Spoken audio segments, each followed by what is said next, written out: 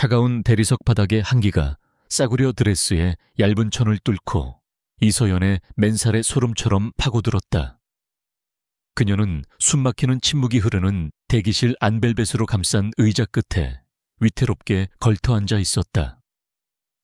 방 안의 공기는 값비싼 향수와 오래된 가구 위의 먼지 냄새, 그리고 눈에 보이지 않는 절망의 향기가 뒤섞여 기묘하게 무거웠다.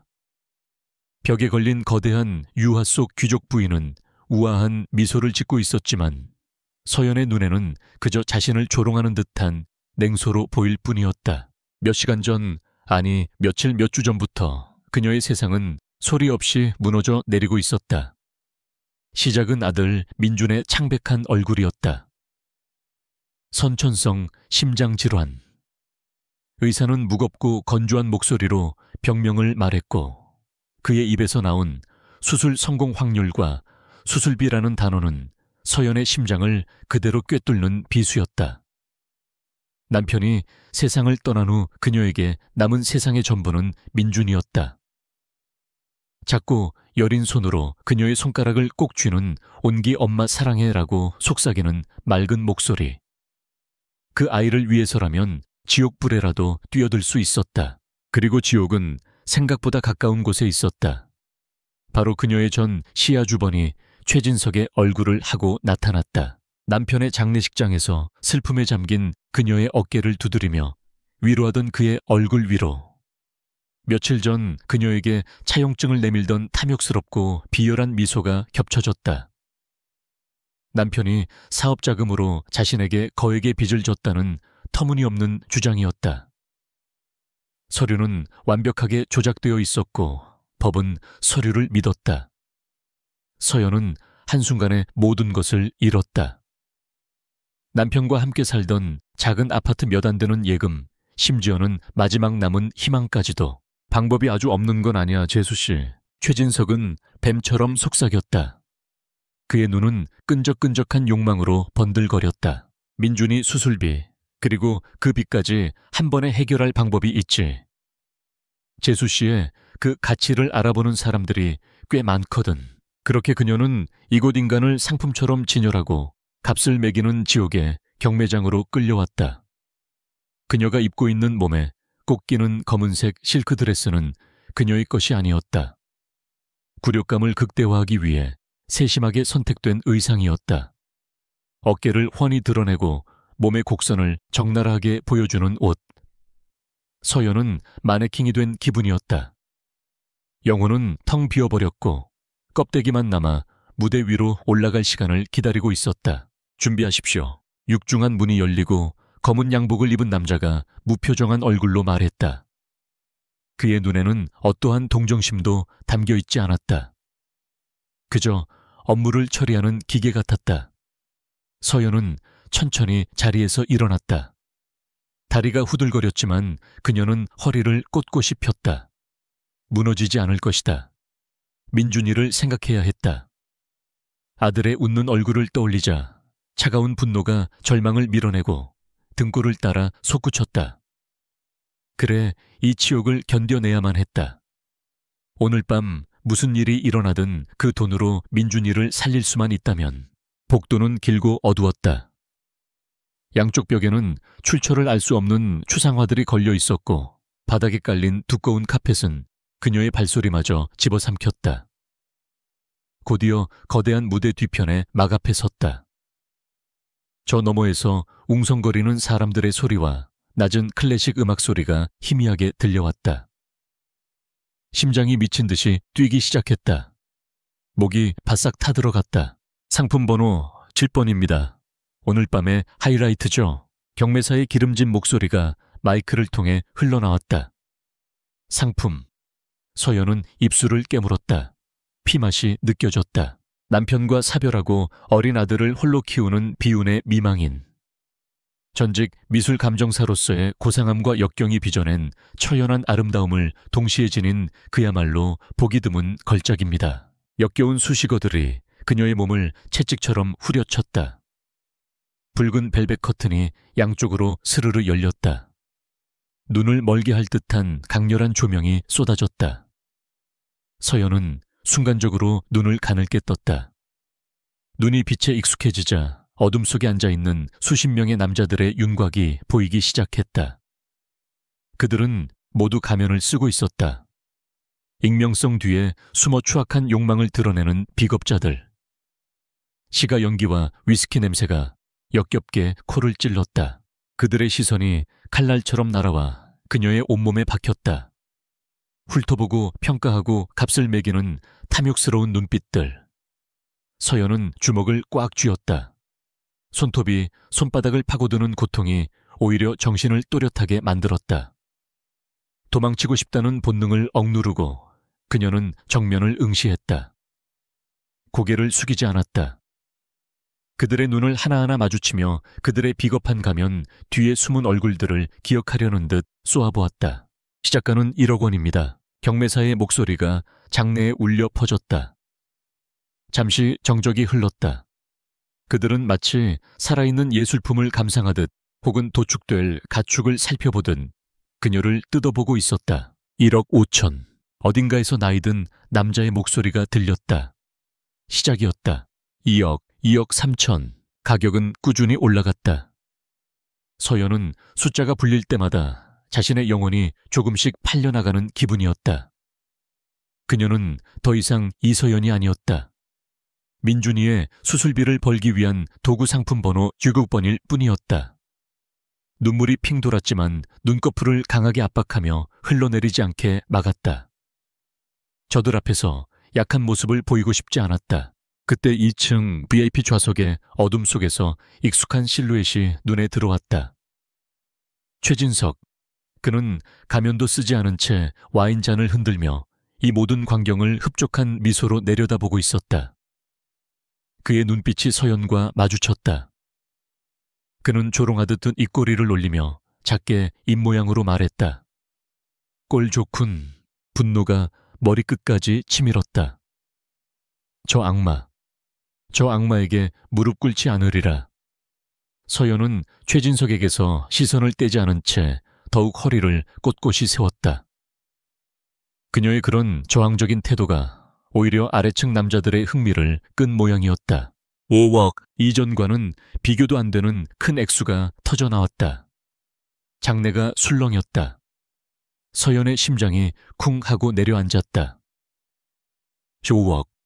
그 돈이면 민준이의 수술비를 내고도 남았다. 하지만 그 뒤에 따라올 대가가 무엇일지 상상조차 하고 싶지 않았다. 5억이라. 대단하군요. 더 없으십니까? 이런 고결한 아름다움을 소유할 기회는 흔치 않습니다. 경매사가 부채질하듯 외쳤다. 최진석의 얼굴에 만족스러운 미소가 더욱 짙어졌다. 모든 것이 그의 계획대로 흘러가고 있었다. 서연을 완전히 파멸시키고 그녀의 마지막 자존심까지 짓밟아 자신의 발 아래 두는 것. 서연은 눈을 감았다. 민준이가 병원 침대에 누워 엄마 나 언제 집에 가? 라고 묻던 목소리가 귓가에 맴돌았다. 그래, 이것으로 끝낼 수 있다면, 이 밤만 견디면 민준이를 살릴 수 있다. 그녀는 모든 것을 포기할 준비를 했다. 6억, 7억, 경쟁이 붙었다. 가격은 미친 듯이 치솟았다. 서연은 이제 아무런 감각도 느껴지지 않았다. 마치 유체이탈이라도 한 것처럼 무대 위에 서 있는 자신을 멀리서 내려다보는 기분이었다. 저 여자는 누구인가? 어쩌다 저런 곳에 서게 되었는가? 한때는 촉망받는 미술 감정사였고 사랑하는 남편의 아내였으며 세상에서 가장 사랑스러운 아이의 엄마였다. 그 모든 것이 한낱 꿈처럼 아득하게 느껴졌다. 자, 8억 나왔습니다. 더 없으십니까? 8억의 카운트 들어가겠습니다. 경매사가 흥분한 목소리로 외쳤다. 이제 곧 모든 것이 결정될 터였다. 서연은 마지막으로 장내를 둘러보았다. 모두가 탐욕과 욕망에 번들거리는 눈으로 자신을 바라보고 있었다. 인간의 존엄성이 돈 앞에서 얼마나 무력하게 짓밟힐 수 있는지를 처절하게 실감했다. 그때였다. 모든 소음이 거짓말처럼 멎었다. 장내의 모든 시선이 한 곳으로 쏠렸다. 경매장의 가장 깊고 어두운 곳, 지금까지 아무런 존재감도 드러내지 않았던 입구 쪽 그림자 속에서 얼음처럼 차갑고 낮은 목소리가 울려 퍼졌다. 10억. 그 목소리는 크지 않았지만 이상할 정도로 장내 전체를 압도하는 힘이 있었다. 술렁임이 일었다. 10억. 단숨에 2억을 뛰어넘는 상식밖의 액수였다. 경매사조차 순간 말을 잃고 그쪽을 바라보았다. 서연도 고개를 돌렸다. 어둠 속에서 한 남자가 천천히 모습을 드러내고 있었다. 완벽하게 재단된 다크 네이비 수트, 흐트러짐 없는 머리카락, 그리고 조각처럼 잘생겼지만 어떤 감정도 읽을 수 없는 냉철한 얼굴. 그는 가면을 쓰지 않았다. 자신의 얼굴을 드러내는 것을 조금도 개의치 않는다는 듯 오만한 자신감이 온몸에서 뿜어져 나왔다. 그의 눈은 깊고 차가운 심해 같았다. 그 눈이 무대 위에 서연을 향했다. 그 시선에는 다른 남자들과 같은 욕정이나 탐욕이 담겨 있지 않았다. 그저 무감각하고 날카로운 분석의 시선이었다. 마치 징유한 예술품의 가치를 판단하듯 그녀를 머리부터 발끝까지 훑어보았다. 10억이 나왔습니다. 믿을 수가 없군요. 정신을 차린 경매사가 더듬거리며 외쳤다. 2층의 최진석은 경악으로 얼굴이 굳어 있었다. 그 역시 저 남자가 누구인지 알아보지 못했다. 이 비밀스러운 경매장에 저런 거물이 나타날 줄은 꿈에도 몰랐던 것이다. 더 이상 없으십니까? 그렇다면 상품 번호 7번은 이분에게 낙찰되었습니다. 망치가 탕 하고 울리는 소리와 함께 서연의 길고 긴 밤은 예기치 못한 방향으로 막을 내렸다. 그녀는 자신을 10억이라는 거금에 사들인 저 냉정한 남자를 멍하니 바라보았다. 그는 구원자인가 아니면 더 깊은 지옥으로 그녀를 끌고 갈 또 다른 악마인가? 알 수 없었다. 확실한 것은 그녀의 운명이 이제 저 남자의 손에 완전히 넘어갔다는 사실뿐이었다. 남자는 서연에게서 시선을 떼지 않은 채 자신의 옆에 선 비서에게 나직이 무언가를 지시했다. 그리고 그 순간 서연은 그의 차가운 눈동자 속에서 아주 희미하고 순간적인 어떤 종류의 흥미 혹은 호기심과도 같은 빛을 본 것 같았다. 그 빛은 곧 사라졌지만 그녀의 뇌리에 강렬하게 각인되었다. 망치가 경매 단상에 부딪히는 소리는 마치 먼 세상의 일처럼 이서연의 귓가에 공허하게 울렸다. 탕 하는 그 짧은 소음이 그녀의 남은 인생 전체를 결정지어 버렸다. 그녀는 여전히 눈부신 조명 아래 수많은 가면 쓴 괴물들의 시선 한가운데 미동도 없이 서 있었다. 방금 전까지 들끓던 탐욕의 열기는 당혹스러운 침묵으로 바뀌었고 장내는 곧이어 웅성거리는 소리로 가득 찼다. 10억. 평범한 사람들은 평생 만져보지도 못할 돈을 저 남자는 마치 푼돈을 던지듯 아무렇지 않게 불렀다. 모든 시선이 경매장 뒤편 그림자가 가장 짙게 깔린 곳에서 걸어 나오는 남자에게로 향했다. 강태무. 그의 이름은 아직 아무도 몰랐지만 그의 존재감만으로도 장내의 공기는 무겁게 가라앉았다. 그는 마치 자신의 정원을 산책하는 왕처럼 소란스러운 군중 사이를 유유히 가로질러 왔다.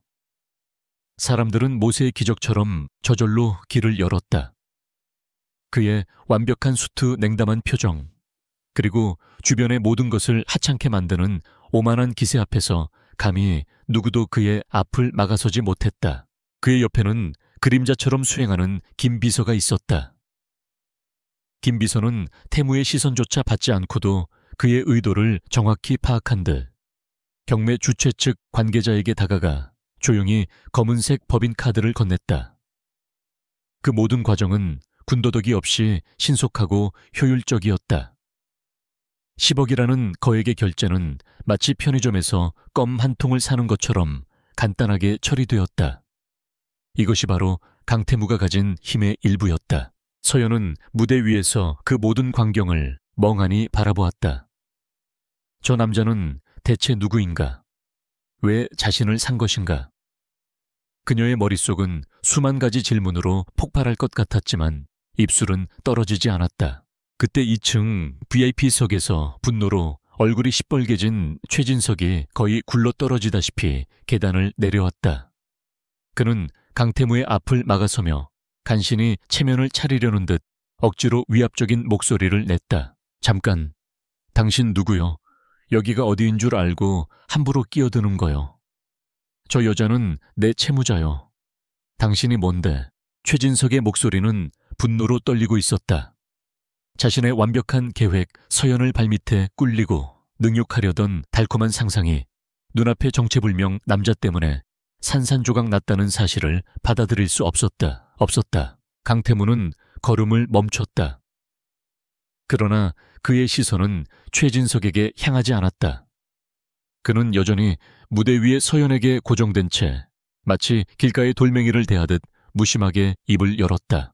경매는 끝났고 대금은 지불됐소. 그의 목소리는 얼음장처럼 차가웠다. 이제 저 여자는 당신 채무자가 아니라 내 소유물이니까. 소유물이라는 단어가 서연의 심장을 날카롭게 찔렀다. 굴욕감은 여전했지만 이상하게도 최진석의 입에서 들었을 때와는 다른 느낌이었다.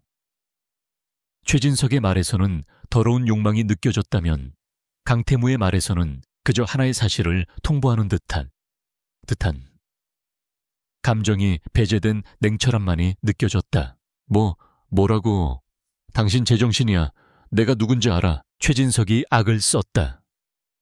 하지만 태무는 그제야 천천히 고개를 돌려 그를 바라보았다. 그 눈빛은 너무나도 차갑고 깊어서 최진석은 순간 자신도 모르게 뒷걸음질 쳤다. 마치 먹이사슬의 최정점에 선 포식자와 마주한 초식동물처럼 본능적인 공포가 등골을 타고 흘렀다. 최진석 상무, 대성건설의 비자금을 관리하며 불법적인 방법으로 동생의 유산을 가로챈 쓰레기. 더 자세한 설명이 필요한가? 태무의 입에서 나온 말은 최진석의 얼굴을 하얗게 질리게 만들었다. 어떻게 내 정보를 알고 있는 거지? 그는 심장이 멎는 것 같은 충격을 받았다. 눈앞의 남자는 단순히 돈 많은 졸부가 아니었다. 그는 최진석 자신의 모든 것을 꿰뚫어 보고 있었다. 내 인내심을 시험하지 마시오. 내 눈앞에서 사라져. 태무는 더 이상 그에게 관심 없다는 듯 다시 고개를 돌려 무대를 향해 걸어갔다. 최진석은 아무 말도 하지 못하고 그 자리에 못 박힌 듯 서서 멀어지는 태무의 뒷모습을 망연자실하게 바라볼 뿐이었다. 그의 오만함과 분노는 순식간에 공포로 바뀌어 있었다. 강태무가 무대 계단을 하나씩 오를 때마다 서연은 자신도 모르게 뒷걸음질 쳤다. 그의 압도적인 존재감에 숨이 막혔다. 그는 서연의 바로 앞에 멈춰 섰다. 가까이서 본 그는 더욱 비현실적으로 잘생겼고 동시에 인간미라고는 전혀 느껴지지 않을 정도로 차가웠다. 그의 눈은 그녀의 불안과 공포를 남김없이 읽어내는 듯했다. 그는 아무 말 없이 자신의 수트 재킷을 벗었다. 그리고는 싸늘한 실크 드레스 때문에 드러난 서연의 맨어깨 위로 아직 그의 천이 남아있는 재킷을 무심하게 덮어주었다. 부드럽고 값비싼 원단이 그녀의 차가운 피부에 닿는 순간 서연은 저도 모르게 몸을 떨었다. 그의 행동은 다정함과는 거리가 멀었다. 그것은 마치 자신의 물건에 낙인을 찍고 다른 이들의 시선으로부터 차단하려는 듯한 지극히 소유욕적인 제스처였다. 하지만 그 순간 수많은 남자들의 음흉한 시선으로부터 가려졌다는 안도감이 굴욕감을 밀어내고 그녀를 감쌌다. 재킷에서는 옅고 값비싼 시더우드 향이 났다. 그 향기는 혼란스러운 그녀의 정신을 아주 조금 맑게 만들어주는 듯했다. 가시죠. 그가 처음으로 그녀에게 건넨 말이었다. 짧고 명령조였으며 거부할 수 없는 힘이 실려 있었다.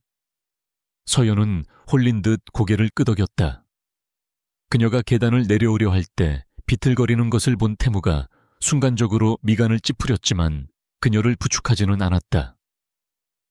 대신 그가 턱짓을 하자 김 비서가 어느새 다가와 서연의 팔을 조심스럽게 잡아주었다. 그들이 경매장을 빠져나가는 길은 들어올 때와는 완전히 달랐다. 그녀를 짐승처럼 끌고 왔던 경호원들은 90도로 허리를 숙였고 가면을 쓴 사람들은 감히 그들의 앞을 막지 못하고 길을 피했다. 서연은 강태무의 재킷을 움켜쥔 채 그의 넓은 등 뒤를 기계적으로 따라 걸었다.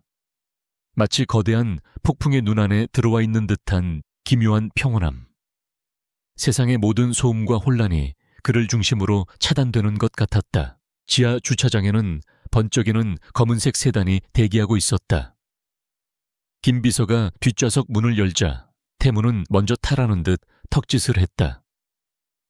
서연이 망설이자 그는 참을성 없다는 듯 짧게 혀를 찼다. 서연은 서둘러 채 올라탔다. 그녀가 안쪽으로 몸을 옮기자 태무도 옆자리에 앉았다. 육중한 차문이 닫히는 순간 바깥 세상의 더러운 공기와 소음은 완벽하게 차단되었다. 차 안은 지독할 정도로 고요했다. 최고급 가죽 시트의 냄새와 여전히 태무에게서 풍기는 옅은 향수 냄새만이 공간을 채웠다. 서연은 그의 재킷을 입은 채 최대한 문 쪽으로 몸을 붙이고 앉았다. 옆자리에 앉은 남자의 존재감이 너무나도 거대해서 숨조차 제대로 쉴 수 없었다. 차는 소리 없이 미끄러지듯 주차장을 빠져나와 밤의 도시로 합류했다. 태무는 창밖을 바라보며 미동도 하지 않았다. 그는 서연을 마치 존재하지 않는 사람처럼 취급했다. 그의 옆모습은 대리석 조각상처럼 차갑고 완벽했다. 서연은 흐깃틀깃 그를 엿보며 떨리는 마음을 진정시키려 애썼다. 이 침묵을 깨야만 했다. 이대로 끌려가다가는 정말 영혼까지 저당 잡힐 것만 같았다. 그녀는 마른 입술을 축이고 몇 번의 망설임 끝에 간신히 목소리를 쥐어짰다. 저 누구세요? 목소리는 그녀가 생각했던 것보다 훨씬 더 작고 심하게 떨렸다. 태무는 천천히 고개를 돌려 그녀를 바라보았다. 어두운 차 안 가로등 불빛이 그의 얼굴을 스치고 지나갈 때마다 그의 눈동자가 서늘하게 빛났다. 내 이름은 강태무. 그는 짧게 대답했다. 더 이상의 설명은 없었다. 서연은 다시 용기를 냈다. 이것만은 물어야 했다. 왜 저를 그 돈으로 사셨나요? 그녀의 질문에 태무의 입가에 처음으로 희미한 표정. 변화가 스쳤다. 그것은 비웃음도 미소도 아닌 지극히 냉소적인 무언가였다.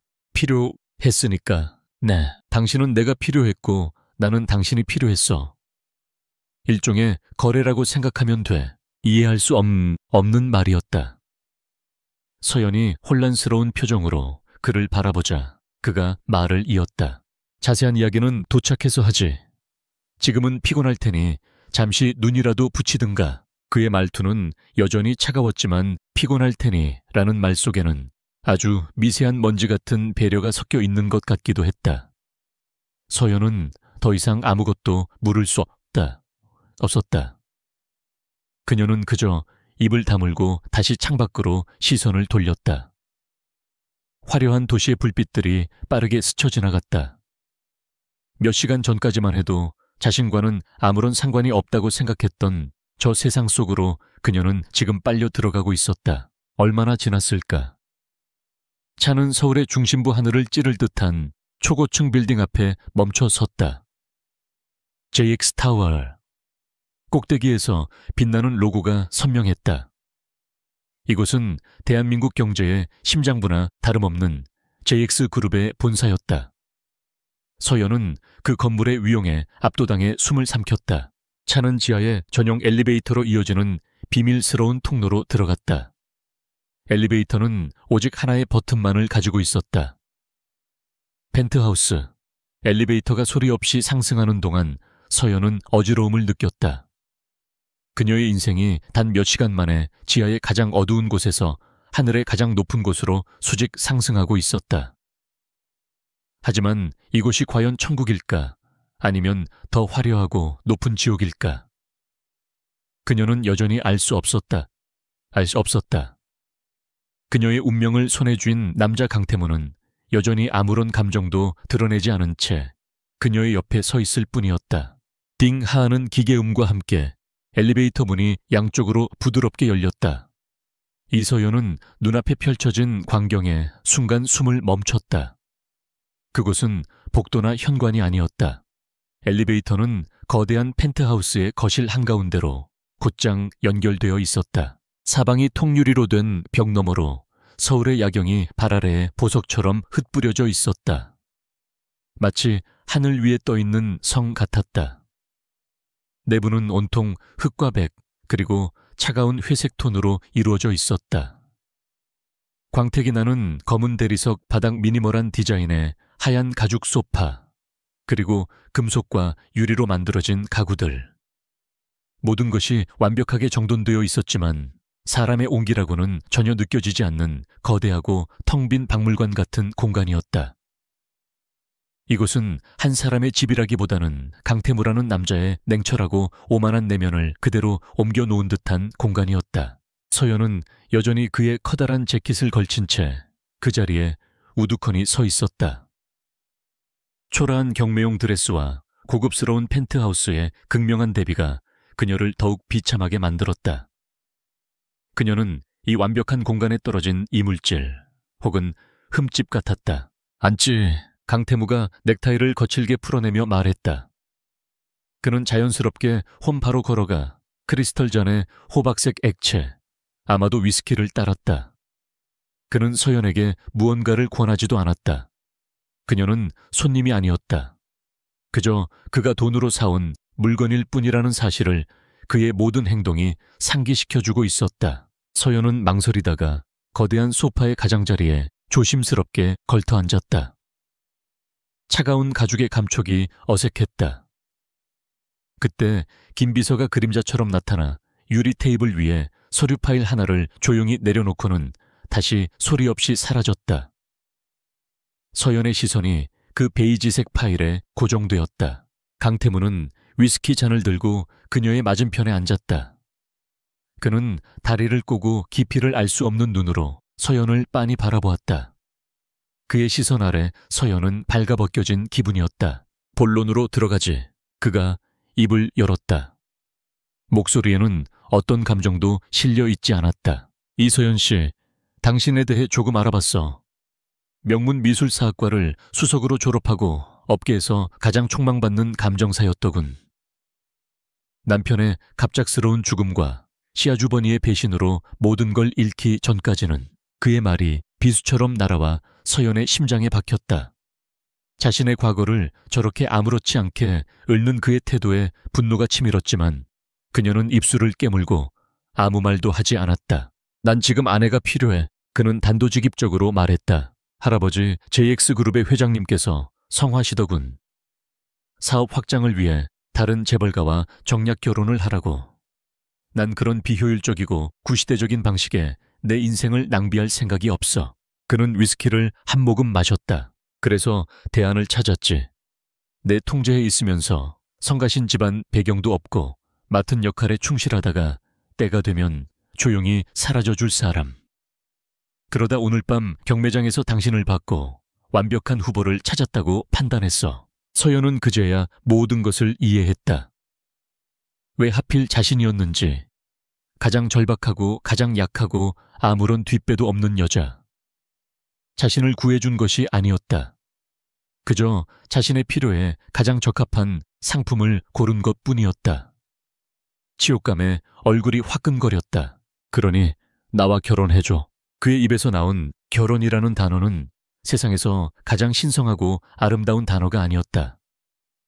그것은 차갑고 날카로운 비즈니스 용어처럼 들렸다. 물론 계약 결혼이야. 그는 테이블 위에 서류 파일을 턱짓으로 가리켰다. 기간은 정확히 1년. 그동안 당신은 내 아내 역할을 하게 될 거야. 대외적인 행사나 가족 모임에 함께 참석하고 완벽한 아내인 척 연기하면 돼. 그의 제안은 너무나도 비현실적이어서 서연은 헛웃음이 나올 뻔했다. 싸구려 드라마에서나 나올 법한 이야기였다. 하지만 눈앞의 남자는 지독할 정도로 진지했다. 그 대가로 당신이 얻게 될 것들이다. 그는 손가락을 하나씩 꼽으며 말했다. 첫째, 최진석이 조작한 당신의 모든 빚은 내가 처리하지. 그는 2번 다시 당신 앞에 나타나지 못할 거야. 둘째, 당신 아들 민준이의 수술비와 이후의 모든 치료비는 JX 의료재단에서 전액 지원한다. 국내 최고의 의료진으로. 셋째, 계약 기간 동안 당신과 아들은 이곳에서 지내게 될 거고 생활비는 부족함 없이 지원될 거야. 그의 조건은 거부할 수 없을 만큼 달콤했다. 아니, 서연에게는 달콤함을 넘어선 유일한 구원의 동아줄이었다. 민준이, 아들의 얼굴이 떠올랐다. 병실 침대에 누웠고 숨 쉴 때마다 가슴을 아파하던 작은 아이. 그 아이를 살릴 수만 있다면 악마에게 영혼이라도 팔 수 있었다. 그런데 이 남자는 악마인지 천사인지 모를, 이 남자는 영혼이 아닌 고작 1년의 시간을 달라고 하고 있었다. 하지만 결혼, 그의 아내인 척 연기하는 것, 그것은 자신의 마지막 남은 자존심을 파는 행위였다. 왜 그렇게까지? 서연이 떨리는 목소리로 물었다. 그냥 적당한 여자를 고용하면 되잖아요.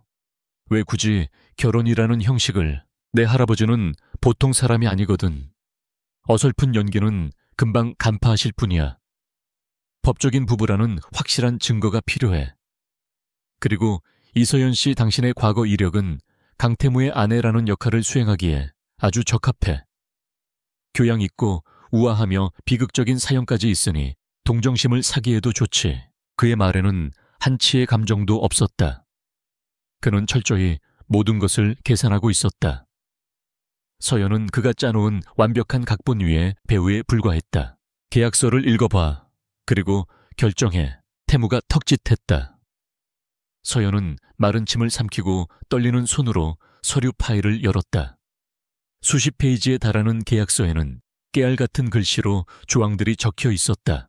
제1조 계약기간 본 계약은 혼인신고일로부터 정확히 365일간 유효하며 기간 만료 시 합의 이혼 절차를 밟는다. 제2조 부부의 의무값 강태무과 을.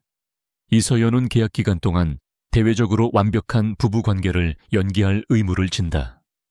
단 사적인 공간에서 어떠한 정서적 교류나 신체적 접촉을 시도해서는 안 된다.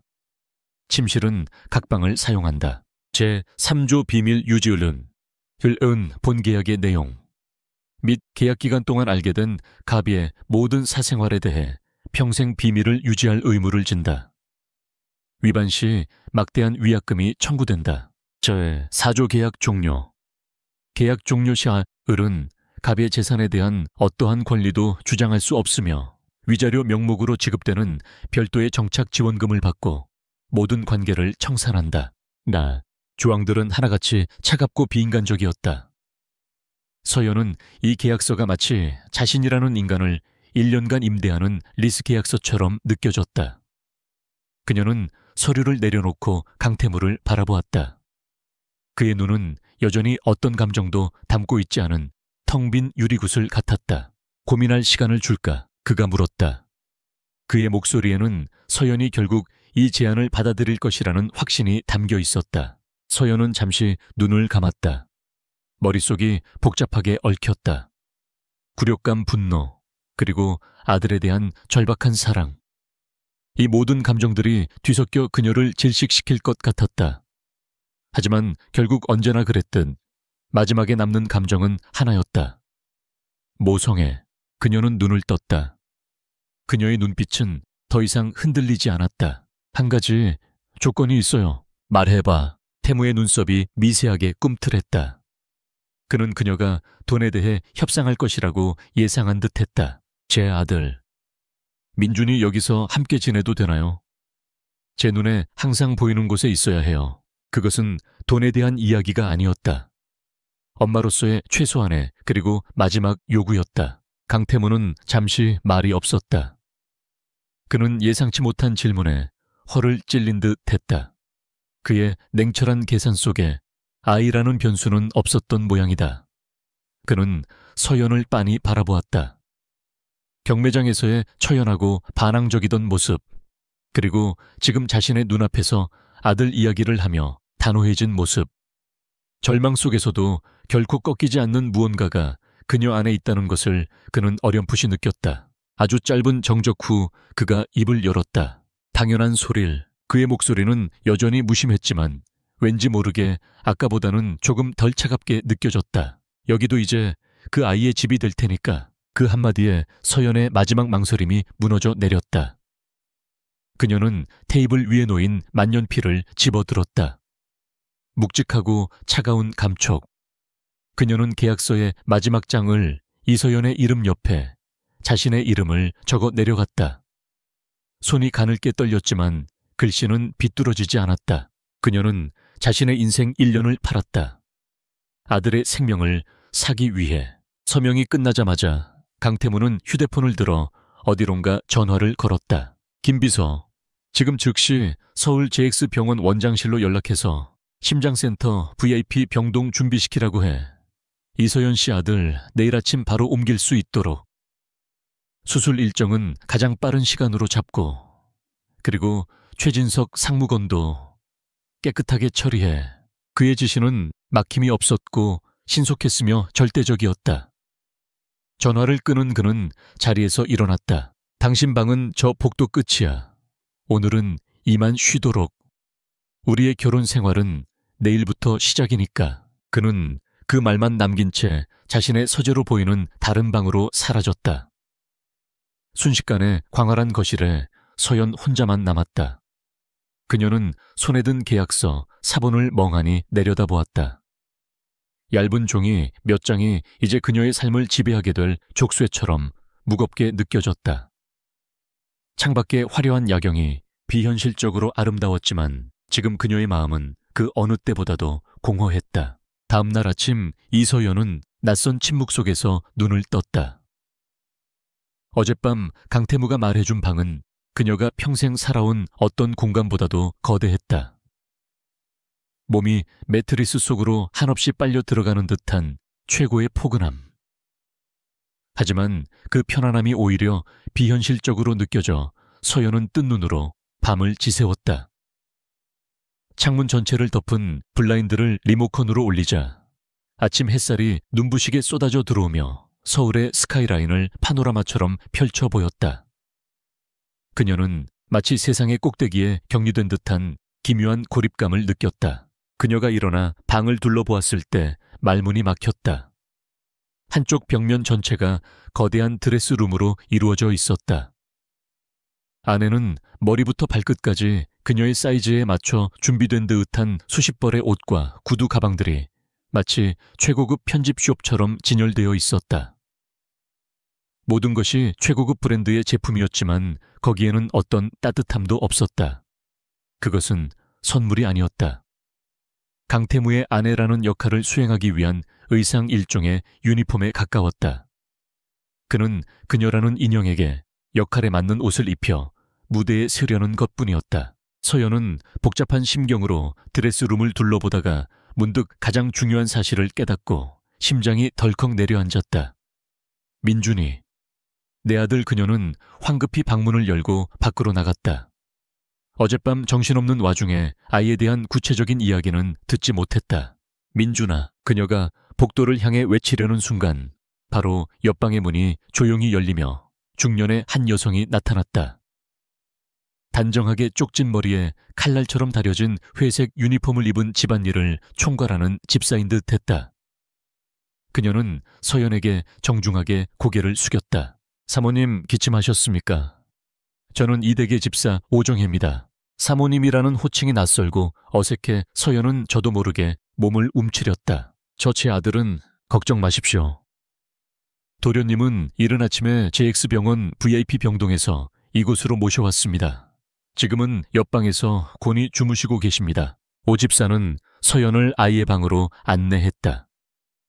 문을 열자 서연은 또 한 번 놀라지 않을 수 없었다. 그곳은 아이의 눈높이에 맞춰 동화처럼 꾸며진 완벽한 아이의 왕국이었다. 최고급 원목으로 만들어진 침대와 가구 안전을 고려한 푹신한 바닥 매트, 그리고 세상의 모든 장난감을 다 모아놓은 듯한 장난감들까지. 한쪽 벽에는 아이가 좋아하는 공룡들이 그려져 있었고 천장에는 야광별들이 반짝였다. 서연의 이전 집에서는 상상도 할 수 없었던 꿈 같은 공간이었다. 민준이는 커다란 침대에서 새근새근 잠들어 있었다. 창백하긴 했지만 병실에서보다 훨씬 편안해 보이는 얼굴이었다. 서연은 아들의 곁으로 다가가 이마에 흐른 땀을 닦아주고 부드러운 머리카락을 쓸어 넘겼다. 아들이 안전하고 편안한 곳에 있다는 사실에 안도감이 밀려왔다. 동시에 이 모든 것을 단 하룻밤 만에 말 한마디로 준비한 강태무라는 남자의 힘에 대한 서늘한 두려움이 엄습했다. 그는 돈으로 세상 모든 것을 살 수 있다고 믿는 사람일지도 몰랐다. 그리고 이제 자신과 아들의 삶도 그의 돈에 의해 움직이고 있었다. 그날 아침 식사는 길고 긴 침묵 속에서 이루어졌다. 거대한 원목 식탁의 한쪽 끝에는 강태무가, 반대편 끝에는 서연이 앉았다. 그들의 거리는 너무나도 멀었다. 식탁 위에는 진수성찬이 차려져 있었지만 서연은 음식이 목으로 넘어가는지 코로 넘어가는지도 모를 지경이었다. 강태무는 이미 완벽하게 수트를 차려입은 채 태블릿 PC에서 눈을 떼지 않았다. 그는 서연의 존재를 거의 의식하지 않는 듯 했다. 마치 함께 식사하는 아내가 아니라 풍경의 일부로 여기는 것 같았다. 그 숨 막히는 침묵을 깬 것은 민준이었다. 잠에서 깬 아이는 새로운 환경에 대한 호기심으로 가득 차 있었다.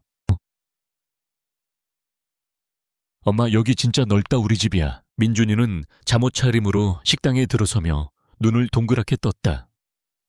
그리고 식탁 끝에 앉아있는 강태무를 발견하고는 조금도 낯을 가리지 않고 다가가 물었다. 아저씨는 누구세요? 엄마 친구예요. 아이의 순진무구한 질문에 강태무의 표정이 처음으로 미세하게 흔들렸다. 그는 수조원이 오가는 협상 테이블에서도 눈 하나 깜빡하지 않는 남자였지만 작은 아이의 돌발 행동에는 어떻게 대처해야 할지 모르는 듯 했다. 그의 미간에 희미한 주름이 잡혔다. 민준아, 이리 와. 어른한테 버릇없이 서연이 황급히 아이를 불렀다. 하지만 민준이는 아랑곳하지 않고 태무의 의자 옆에 서서 그를 올려다보았다. 아저씨, 로봇 좋아해요. 내 방에 엄청 큰 티라노사우루스 로봇 있는데. 강태무는 태블릿에서 눈을 떼고 민준이를 내려다보았다. 아이의 맑고 티 없는 눈동자와 마주친 순간 그의 얼음장 같던 표정에 아주 잠깐 당혹스러운 기색이 스쳤다. 그는 잠시 침묵하다가 어색하기 짝이 없는 목소리로 대답했다. 아, 그래. 그것이 전부였다. 서연은 그 모습에 자신도 모르게 실소를 터뜨릴 뻔했다. 세상 모든 것을 발 아래 둔 듯한 저 오만한 남자가 고작 7살 아이 앞에서 어쩔 줄 몰라 하는 모습은 꽤나 의외의 광경이었다. 그날 이후 얼음성 같던 펜트하우스에는 아주 작은 균열이 생기기 시작했다. 그 균열의 시작은 언제나 민준이었다. 강태무는 매일 늦은 밤에 퇴근했다. 그는 집에 돌아와서도 서재에서 서류를 보거나 화상회의를 하는 일이 잦았다. 서연과 그는 한 집에 사는 유령처럼 서로의 동선을 피해 다녔다. 하지만 민준이라는 존재는 그의 완벽하게 통제된 세상에 예기치 않은 변수로 작용했다. 어느 날 밤 서연은 소파에서 깜빡 잠이 들었다. 민준이의 수술 날짜가 잡히고 아이를 돌보느라 신경이 곤두선 탓에 피로가 몰려온 것이다. 거실 바닥에는 민준이가 가지고 놀던 장난감 자동차와 로봇들이 흩어져 있었다. 늦게 귀가한 태무는 서류 가방을 든 채 거실을 가로지르다가 바닥에 있던 로봇을 밟고 미끄러질 뻔했다. 그의 얼굴이 순간 차갑게 굳어졌다. 그는 원래 자신의 공간에 무질서한 것이 놓여있는 것을 병적으로 싫어했다. 하지만 그는 화를 내는 대신 잠든 서연과 그 옆에 흩어진 장난감들을 잠시 말없이 내려다보았다. 그리고는 아무도 시키지 않았는데도 허리를 숙여 흩어진 장난감들을 하나하나 주워 장난감 상자에 담기 시작했다. 서걱거리는 소리에 잠결에 눈을 뜬 서연은 그 믿을 수 없는 광경을 반쯤 감긴 눈으로 멍하니 바라보았다.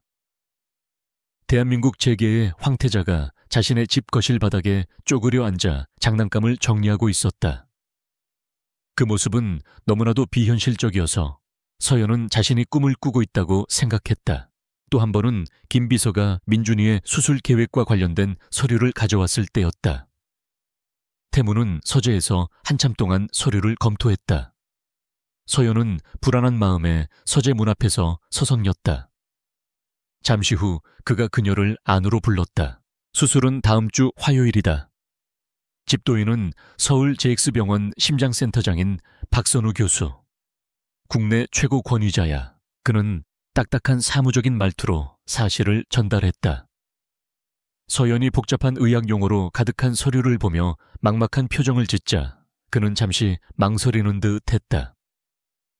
그리고는 뜻밖에도 딱딱한 목소리로 서류의 내용을 하나하나 짚어가며 최대한 쉬운 단어로 설명하기 시작했다. 이 수치는 심장의 박출량을 의미하는데 정상 범위보다 낮아. 그래서 이 부분을, 그의 설명은 여전히 건조하고 사무적이었지만 그 안에는 분명한 책임감이 담겨 있었다. 그는 단순히 계약 조항을 이행하는 것을 넘어 민준이의 상태를 정확히 파쇼하고 최상의 결과를 얻어내기 위해 노력하고 있었다. 서연은 그의 그런 모습에서 아주 희미한 인간적인 면모를 발견했다. 서연 역시 이 거대한 성에 갇힌 채 무기력하게만 있지는 않았다. 그녀는 사모님이라는 허울뿐인 이름 뒤에 숨지 않았다. 오 집사에게 민준이의 식단은 자신이 직접 관리하겠다고 선언하고 아이의 건강에 좋은 재료들로 이유식을 만들었다. 또한 펜트하우스 한쪽에 서재처럼 꾸며진 거대한 라이브러리를 발견하고는 그곳에서 시간을 보내기 시작했다.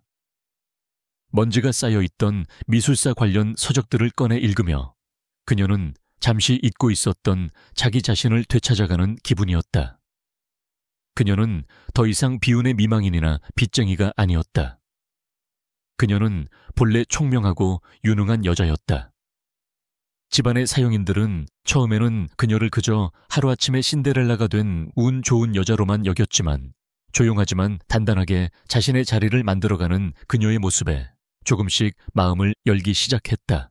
변화의 절정은 민준이의 수술 전날 밤에 찾아왔다. 아이는 수술에 대한 막연한 두려움 때문에 쉽게 잠들지 못했다. 서연은 아이의 침대 옆에 앉아 아이가 좋아하는 공룡 이야기를 몇 번이고 반복해서 읽어주었다.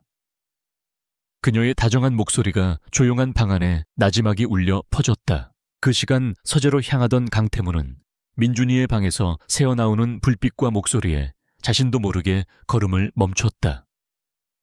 그는 반쯤 열린 문틈으로 방 안을 들여다보았다. 부드러운 조명 아래 아들의 머리를 쓰다듬으며 책을 읽어주는 서연의 모습이 보였다. 그 모습은 지독히도 평화롭고 따뜻해서 태무의 차가운 세상과는 완전히 이질적인 풍경이었다. 그는 자신의 집에서 저런 온기가 느껴진다는 사실이 낯설었다.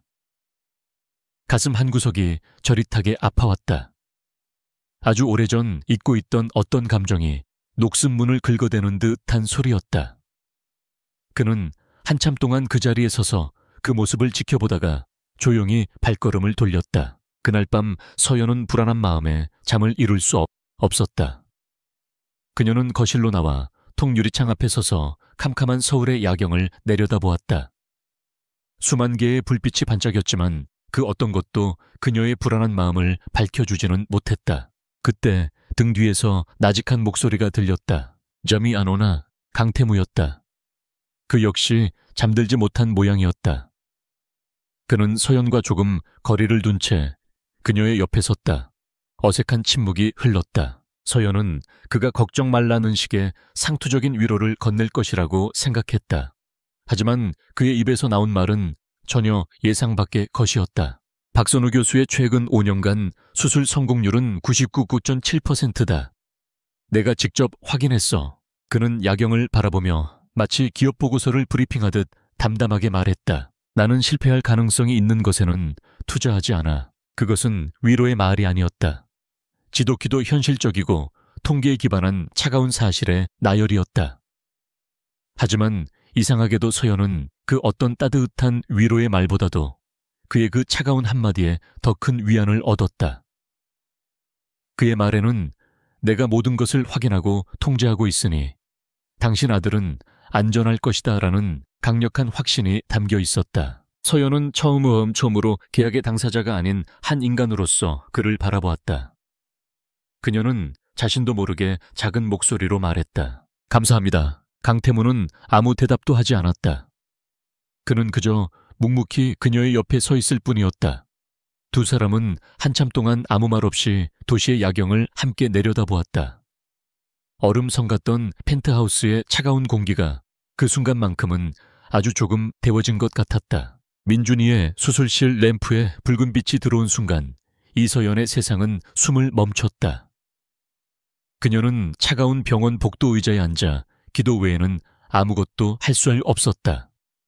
시간이 멈춘 듯 1분 1초가 영원처럼 길게 느껴졌다. 강태무는 그녀와 조금 떨어진 창가에 서 있었다. 그는 평소처럼 비즈니스 통화를 하거나 태블릿을 확인하고 있었지만 그 역시 이곳을 떠나지 않았다. 그의 존재는 서연에게 어떤 위로도 되지 못했지만 동시에 기묘한 안정감을 주었다. 그는 자신의 투자가 어떤 결과를 낳는지 끝까지 지켜보려는 사업가 같았다. 그의 세상에서 실패란 용납되지 않는다는 듯이 기다림의 시간 속에서 서연은 자연스럽게 남편 민호를 떠올렸다. 세상에서 가장 다정하고 따뜻했던 사람. 천재적인 재능을 가졌지만 세상 물정에는 어두웠던 화가.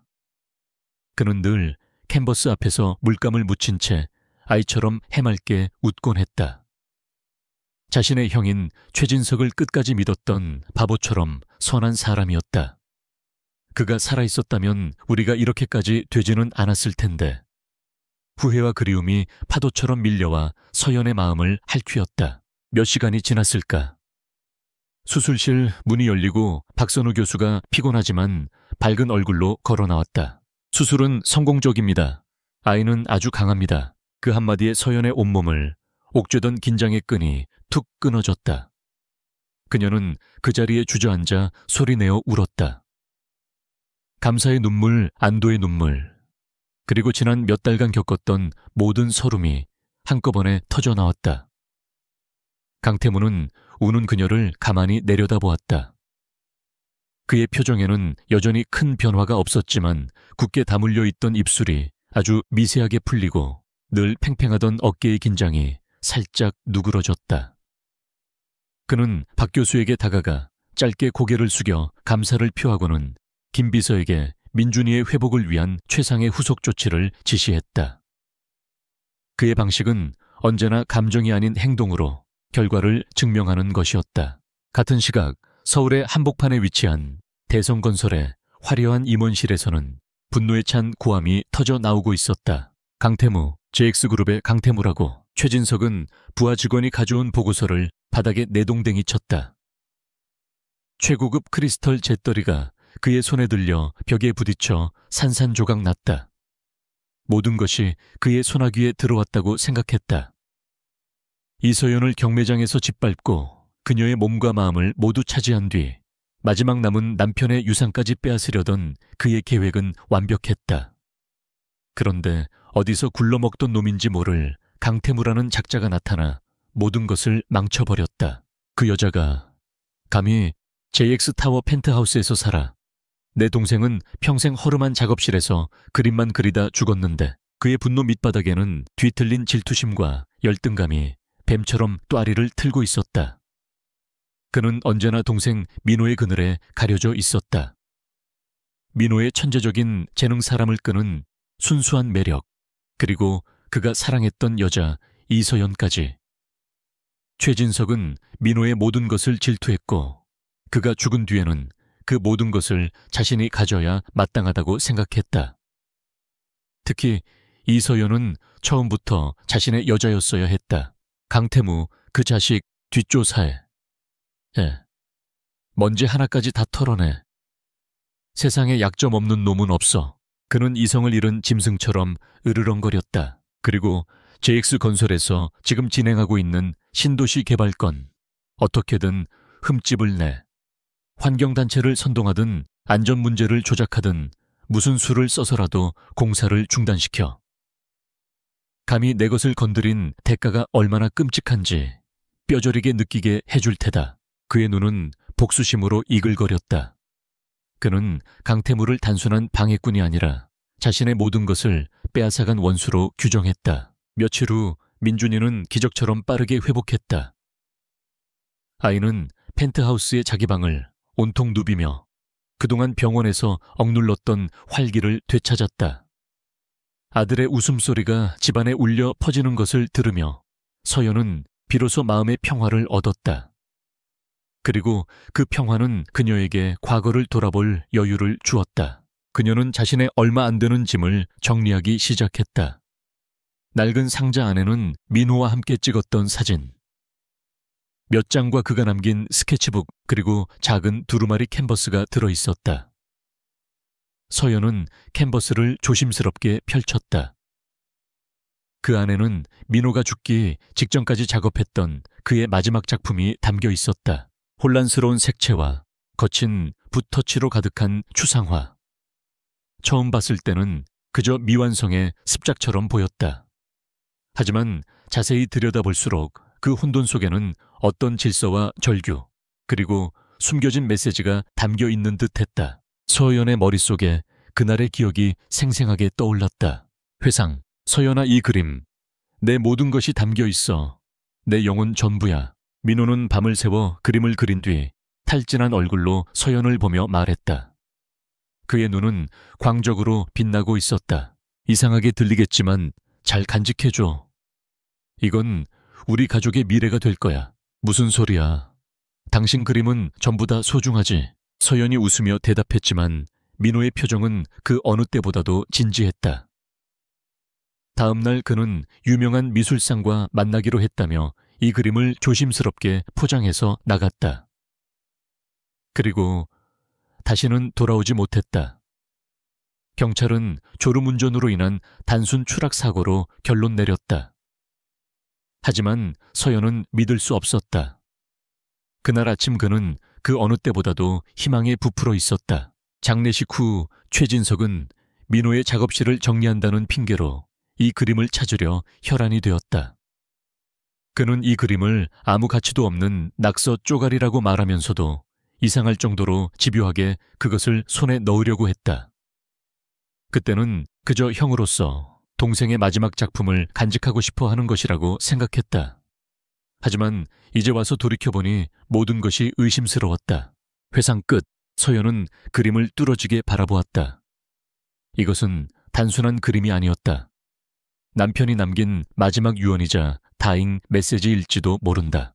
같은 시각 강태무는 자신의 서재에서 김 비서와 보안팀장으로부터 화상 보고를 받고 있었다.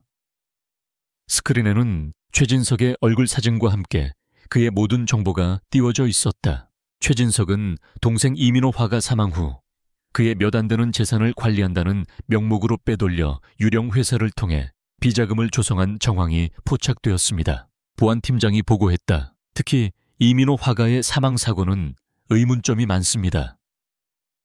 사고 직전 차량 정비 기록이 있었음에도 불구하고 브레이크 파열로 결론이 났으며 당시 유일한 목격자는 거액의 돈을 받고 해외로 출국한 뒤 행방이 묘연합니다. 강태무는 아무 말 없이 보고를 들었다. 그의 표정은 얼음처럼 차가웠지만 눈빛은 서늘한 분노로 타오르고 있었다.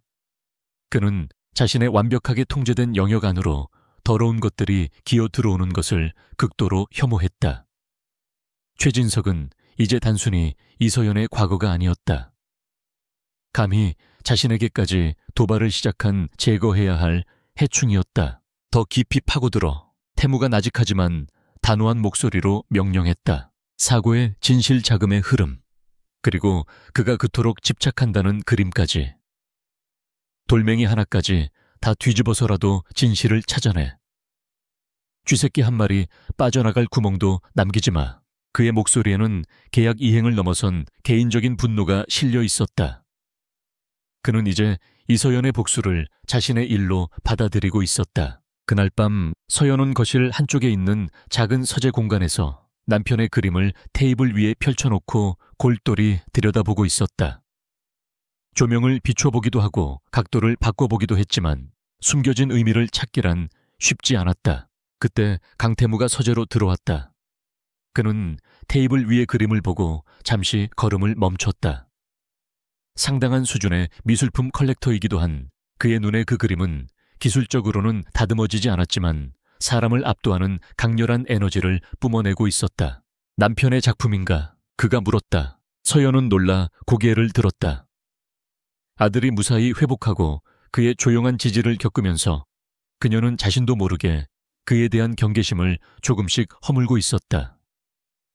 그녀는 잠시 망설이다가 남편의 마지막 말과 함께 자신의 의심을 털어놓았다. 남편은 이 그림이 우리 가족의 미래라고 했어요. 그리고 이걸 팔러 나간 날 사고를 당했죠. 단순한 사고가 아닐지도 모른다는 생각이 들어요. 최진석 씨는 계속 이 그림을 노리고 있고요. 강태무는 말없이 그녀의 이야기를 들었다. 그리고 그림으로 시선을 옮겨 한참 동안 침묵을 지켰다. 그는 섣부른 위로나 약속을 하지 않았다. 대신 그림에서 눈을 떼지 않은 채 나직이 말했다. 진실은 결국 드러나기 마련이지. 그의 목소리는 여전히 담담했지만 그 안에는 모든 것을 파헤쳐 응징하겠다는 차가운 강철 같은 의지가 담겨 있었다. 서연은 그의 목소리에서 기묘한 신뢰감을 느꼈다. 두 사람은 한동안 말없이 함께 그림을 내려다보았다. 더 이상 채권자와 채무자 혹은 고용주와 피고용인의 관계가 아니었다. 하나의 비밀과 공동의 적을 갖게 된 조용한 공범자들처럼. 그들을 묶고 있는 것은 이제 차가운 계약서 한 장만이 아니었다. 그들 사이에는 이름 붙일 수 없는 새로운 감정의 연대가 조용히 형성되고 있었다. 민준이의 수술이 성공적으로 끝난 후 펜트하우스의 차가운 공기는 조금씩 변하기 시작했다. 이전에는 숨막히는 정적만이 감돌던 공간에 이제는 아이의 맑은 웃음소리가 이따금씩 울려 퍼졌다. 그 소리는 마치 얼어붙은 성에 피어난 한 송이 온기 어린 꽃과 같았다. 이서연은 점차 이 집에서의 생활에 적응해가고 있었다. 그녀는 더 이상 자신을 사모님이라는 낯선 호칭 속에 가두지 않았다. 아침이면 민준이와 함께 햇살이 쏟아지는 거실에서 그림을 그렸고 오후에는 서재에서 책을 읽으며 자신의 시간을 보냈다. 그녀의 온화하고 강인한 존재감은 집안의 사용인들에게도 긍정적인 영향을 미쳤다. 그들은 이제 서연을 단순한 계약 결혼의 상대가 아닌 이 집의 진정한 안주인으로 존중하기 시작했다. 강태무는 여전히 바빴고 여전히 무뚝뚝했다. 하지만 그의 행동에도 미세한 변화가 감지되었다. 그는 퇴근 후 곧장 서재로 향하는 대신 거실 소파에 앉아 신문을 보는 척하며 그림을 그리는 모자를 힐끗힐끗 훔쳐보곤 했다. 서연이 만든 따뜻한 저녁 식사를 말없이 비웠고 민준이가 자랑하듯 보여주는 공룡 그림에 어색하지만 잘 그렸군이라는 칭찬을 건네기도 했다. 어느 날 오후 강태무는 평소보다 이른 시간에 귀가했다. 그는 현관에서부터 들려오는 서연의 웃음소리에 자신도 모르게 걸음을 멈췄다. 거실에서는 서연이 민준이와 함께 간지럼을 태우며 장난을 치고 있었다. 햇살을 받아 반짝이는 그녀의 미소는 태무가 지금껏 단 한 번도 보지 못했던 순수하고 눈부신 아름다움을 담고 있었다. 그 순간 태무는 완벽하게 통제된 자신의 세상에 자신이 이해할 수 없는 따뜻한 무언가가 스며들고 있음을 느꼈다. 그는 그 낯선 감정이 두려워 일부러 헛기침을 하며 자신의 존재를 알렸다. 모자는 놀라 그를 돌아보았고 방금 전까지 넘쳐 흐르던 따뜻한 공기는 순식간에 어색한 침묵으로 바뀌었다. 그는 아무 말 없이 서재로 향했다. 그는 여전히 그 온기 속에 섞여드는 법을 알지 못했다. 평화는 그러나 예고 없이 깨졌다. 그날 밤 민준이의 몸이 갑자기 불덩이처럼 뜨거워졌다. 아이는 숨을 가쁘게 몰아쉬며 힘들어했다. 수술 후 나타날 수 있는 합병증이라는 것을 머리로는 알고 있었지만 서연의 심장은 절망의 나락으로 곤두박질 쳤다. 민준아 정신 차려 아가. 서연의 목소리는 공포로 심하게 떨렸다. 그녀는 급히 오 집사를 불렀고 오 집사는 침착하게 JX 병원 응급실에 연락을 취하는 동시에 프로토콜에 따라 김 비서에게도 상황을 보고했다. 서연은 물수건으로 아이의 이마를 닦아주며 발을 동동 굴렀다. 수술 전 병실에서 아이의 고통을 무력하게 지켜봐야만 했던 끔찍한 기억들이 눈앞에 되살아났다. 그 시각 강태무는 자신의 서재에서 해외 투자자들과 수십억 달러가 오가는 중요한 화상회의를 진행하고 있었다. 그의 냉철한 브리핑이 회의의 분위기를 압도하고 있을 때였다. 띠똑똑 하는 노크 소리도 없이 서재 문이 벌컥 열렸다. 강태무의 미간이 분노로 좁혀졌다. 감히 그의 허락 없이 회의 중에 문을 연 사람은 김 비서였다. 그것은 전례가 없는 일이었다. 김 비서는 사색이 된 얼굴로 다가와 태무의 귓가에 낮은 목소리로 속삭였다. 도련님께서 위급하십니다. 순간 강태무의 얼굴에서 모든 표정이 사라졌다. 그의 눈동자가 세차게 흔들렸다. 차갑고 계산적이던 CEO의 가면이 산산조각 나고 그 안에서 한 남자의 원초적인 두려움이 드러났다. 그는 망설이지 않았다. 단 1초도 가족에게 응급 상황이 생겼다. 그는 화면 속에 당황한 투자자들을 향해 그 한마디만 내뱉고는 그대로 화상회의를 끊어버렸다. 수십억 달러의 계약보다 지금 그에게는 그 작은 아이가 더 중요했다. 태무는 서재를 뛰쳐나왔다. 복도에서 그는 축 늘어진 민준이를 안고 어쩔 줄 몰라 하는 서연과 마주쳤다. 그는 아무 말 없이 다가가 그녀의 팔에서 아이를 단호하게 넘겨받았다. 그의 움직임은 신속했지만 아이를 안은 그의 팔은 그답지 않게 미세하게 떨리고 있었다. 그의 완벽한 통제력이 처음으로 무너져 내리고 있었다. 구급차 불렀나? 내 곧 도착한다고. 안 돼. 내 차로 간다. 그게 더 빨라. 그는 아이를 안고 성큼성큼 엘리베이터로 향했다. 서연은 넋이 나간 사람처럼 그의 뒤를 따랐다. JX 병원으로 향하는 차 안은 지독한 침묵만이 흘렀다. 태무는 뒷좌석에서 민준이를 품에 안고 아이의 상태를 계속 살폈다. 서연은 그 옆에서 아이의 작은 손을 잡고 끊임없이 기도했다. 차는 밤의 도시를 미친 듯이 질주했다. 평소라면 절대 내지 않았을 속도였다. 병원에 도착하자 박선호 교수를 비롯한 최고의 의료진이 응급센터 입구에서부터 대기하고 있었다. 모든 것이 강태무라는 이름 하나로 일사천리로 진행되었다. 민준이는 곧바로 응급처치실로 옮겨졌고 서연과 태무는 다시 한번 수술실 복도와 비슷한 차갑고 하얀 복도에 단둘이 남겨졌다. 긴장이 풀리자 서연의 다리가 후들거리며 주저앉았다. 그녀는 복도 벤치에 무너지듯은 앉아 두 손에 얼굴을 묻었다.